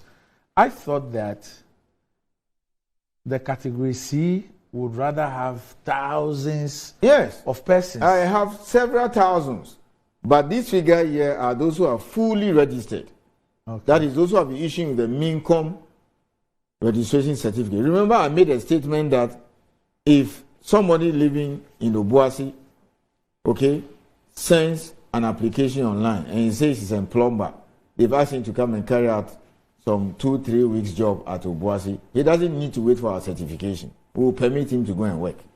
So I can tell you in my records or in the records of the Minerals Commission the number of persons who have lodged applications for Class C and who have been permitted to go and work. I can give you that figure next week. Okay. Right, but the 16 here you see are those who have been fully registered. But what would be the motivation to fully register? If I can understand why you waive a lot of things for them, but then on the flip side, would that also not be a demotivation to fully comply? No, Randy, data and then tax purposes. Randy, let's be honest with ourselves. You have just been you are like plumber, or they'll say bricklayer, plumber, and then Newmont calls you. Newmont Achim calls you. You live in Adesina, or Shwekwai. Okay, these are the communities there. Then he says, "Oh, Kwabnaja, come. I'm going to give you this. We're constructing a fence wall or this. I want you to come and do this. This is just a 2-week job or even a 1-week job. It is just perhaps 30,000 Ghana or even 10,000 Ghana. You understand that? You want him, and look at the thousands of applications. And they will tell him, start the work next week. Okay? You want him to wait for his registration. They are the ones who create problems for us. So all that he needs is to just register online. That's all. So the proof. Sometimes even we don't want them to even walk to the nearest district office because they may not even have the money. When they call us, we'll ask them, send your details to us. We will do it for you. And then we'll send an email to the company. Yes, or we'll ask you, go and write your name at the company. So the companies have the list. How are you able to determine that they have the expertise, or you leave that with the company? No, the companies do that. Okay. I mean, at the pan attorney, Randy, if you say you're a tailor, even the way you cut the cloth alone will expose you. You understand? Because there may be 20 plumbers on the list of Newmont Achim in the various communities. Okay, if you take a handful like this, there are about 17 communities. So if they give you the job, you're not able to do it, or you're an electrician, you fix the thing, and then they are getting electrical shocks or whatever. Next time they will call the other person. You understand that? Yes. So that's how it works. Okay. So now let's try and wrap up on this show with what I think is extremely important. And for our viewers, we are zeroing in on the goods and services that are strictly reserved for Ghanaians. Across board. So it must be a Ghanaian company with 100% Ghanaian shareholders. And directors. And directors. Am I correct? Yes. So it must be a Ghanaian company, so a company registered in Ghana. And it must have only Ghanaian shareholders and directors. So we're going to go through this. And please listen carefully and watch carefully, because it's also going to run on your screen. It's going to scroll on your screen as well. So first item, general lubricants, overalls and work clothes, haulage services. You need to be patient because they are taking us through the write-up or the briefs. Yes. So because we dealt with that last week. So you don't need to go through that. Yes. Except that the person is controlling things behind the scenes. Just move to the next page. The next page with the red, yes, this one. So you see on your screen, general lubricants. So we are now looking at the goods and services that are restricted for, exclusively for Ghanaian companies. So a company registered in Ghana. You can stop there. With Ghanaian directors and shareholders. So you can hold on here for us. We have the first 8. So just hold on here for us, the first 8. So here we have general lubricants, overalls and work clothes, haulage services, catering services, security services, legal services, placement of insurance to reinsurance services. You wait. I want to make a few comments. Okay. Some of the things are straightforward. Right. Yeah. I'm sure you'll be asking, why do you have legal services? Yes. One day we found out that you might have somebody who might come in as the person may be a lawyer, but for some reason they will say, "Oh, he's in charge of compliance," and then we'll discover that he's carrying on legal services. So that is what prompted us to say that all non-technical roles to be eliminated. We don't want the expatriate. I mean, the next 3-4 segment will get into the skills proper. Yes. So that's why we have the legal services there. And then the 7 is the insurance. Look at it carefully. Yes. It says that placement of insurance to reinsurance service strictly incorporated in Ghana with a minimum of 20% Ghanaian directors and shareholders increased from a minimum of 20% under 4th edition to a minimum of 60% under 5th edition. So in 2022, yes, 20%. But now in 2023, it's 60%. I mean, very soon we'll get to 100. Let me explain. So it simply means that, I mean, by law, all the mining companies are supposed to insure, okay, all the assets, including the workers and everything on site. And we are saying that at least 60% of the insurance placement, you should give it to insurance companies where the owners and the directors are exclusively Ghanaians. It's a matter of time. Perhaps in a year or two, no foreign insurance company can provide insurance services to the mining industry. I have to do that.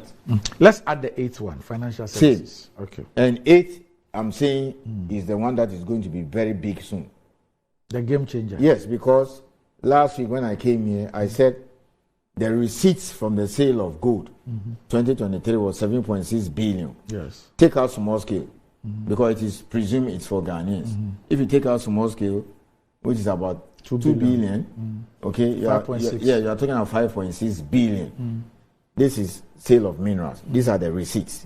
We are saying that 60% of that you should run them through the Ghanaian banks. So the likes of, we got a list from the governor of the central bank. Okay. I'm not the one to tell. Right. I wrote saying, look, I want. They are the regulators. Yes. So the likes of Car Bank, Agri Development Bank, NIB, GCB, Ghana Commercial Bank, and CBG. And these are the Ghanaian banks. So 5.6 billion, you even say $3 billion just circulating. Through so you bring the money and then you can pay your workers and provide all the services through that. So that will be bigger than contract mining. Okay. Yes. All right. So contract mining is here. Number 10. If we move to the next page, number 10. I want us to do up to number 10. So you see number 9 is quite particular. Contract mining surface operations. Yes. Strictly incorporated in Ghana with exclusive Ghanaian directors and shareholders. Then look at 10. Contract mining underground. Strictly incorporated in Ghana with a minimum of 30% Ghanaian directors and shareholders. So Obuasi and then Newmont. And it's now been increased to 40%. 40. Okay. 20, 30, now 40. Okay. It's a matter of time. When we get the technology, we'll make it 100%. Okay. We can even allow a Ghanaian to take it, and then he can also get expertise from outside. Okay. You can have technical advisors. Okay. So 11 is fuel, exclusive. Yes, my favorite. 12, drilling surface operations.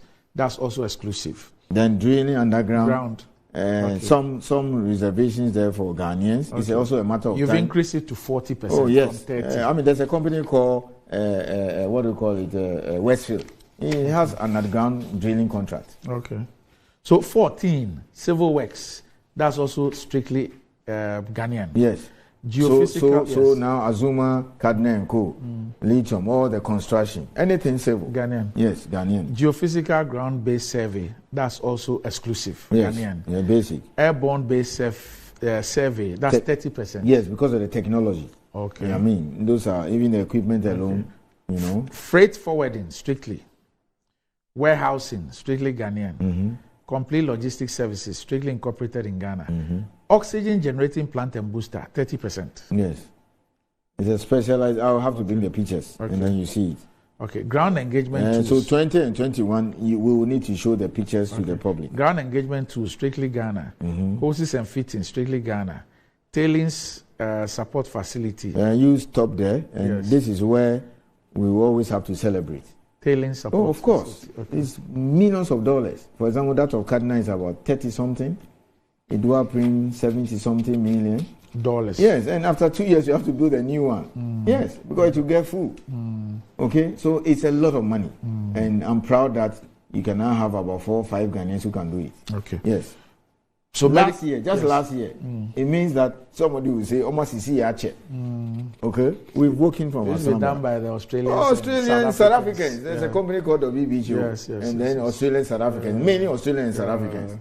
Okay, once you have Angogo, Ashanti, and Goldfields from South Africa, they'll bring them. We stop them. When you go through these things, it sends me back down memory lane, the way engineers and planners suffered. Yes. I mean, going into bidding for contracts with all these Australian and South African firms and others. And when you have the mother company itself coming from those countries, and how difficult it was, because they will obviously favor the companies from their countries, even though you had the expertise. Of course. So the only way to protect a Ghanaian is to say that this particular service or good, it can only go to a Ghanaian. Especially when I get 2 or 3.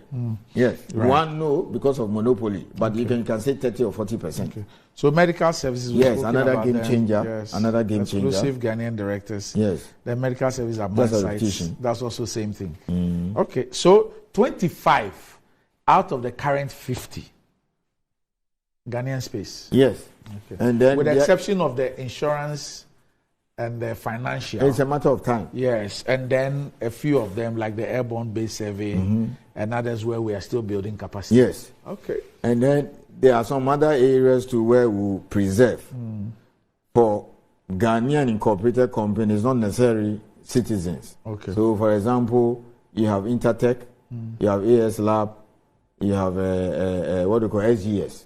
These are labs that have been set up to test the samples. Okay. They are not owned by Ghanaians, except there's one Ghanaian who is not trying to do a JV for an Australian, I think in Kumasi or so. But you find about 2 or so in Takwa. If they have come to set up here, what I need to do now is to say that certain types of assaying should be done in Ghana here. Or encourage them to have Ghanaian participation in their companies. Yes, Ghanaian participation. I mean, as I said, a Ghanaian has just picked up an application to register to provide assaying service. He's doing that with some Australians in Kumasi. But you see, why should you allow certain samples to be taken out?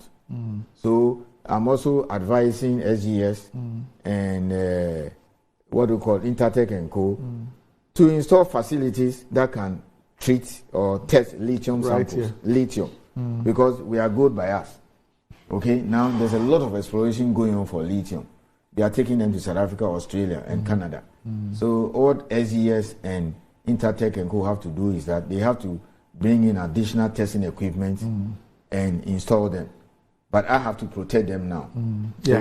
So because it requires investment. Yes, so I've had a meeting with them. So all that they have to tell me that we have now deployed equipment and machinery that can do all kinds or certain types of testing for lithium. So protect us. Because once I protect them, they pay taxes, they had more metallurgists and chemists. So then I'll put on the list that these categories of assaying cannot be taken outside. So here, I don't care whether the company here is Ghanaian or foreign. So they are incentivized to invest. That is exactly the case. And we do that a lot for manufacturing. All right. Okay. So, CEO. So we're done now. Yes, we're done now. The next 2-3 editions, we'll now look at employment proper. All right. And the kind of skills that you need to get a job now at the mine. All right. Yes. Okay. So thank you very much, Mr. Martin Ayisi, CEO of the Minerals Commission, for joining us. It's been great as always. Thank you so very much. And thanks for watching. A big happy birthday once again to you, Patrick Kavege of Bank of Africa. Allegro is popularly known as Allegro. Today's your birthday, 29th of February. Happy birthday to you, my brother. I want to see the suits that you wear today. You love suits and your ties and all that as well. Up next, Metro Sports.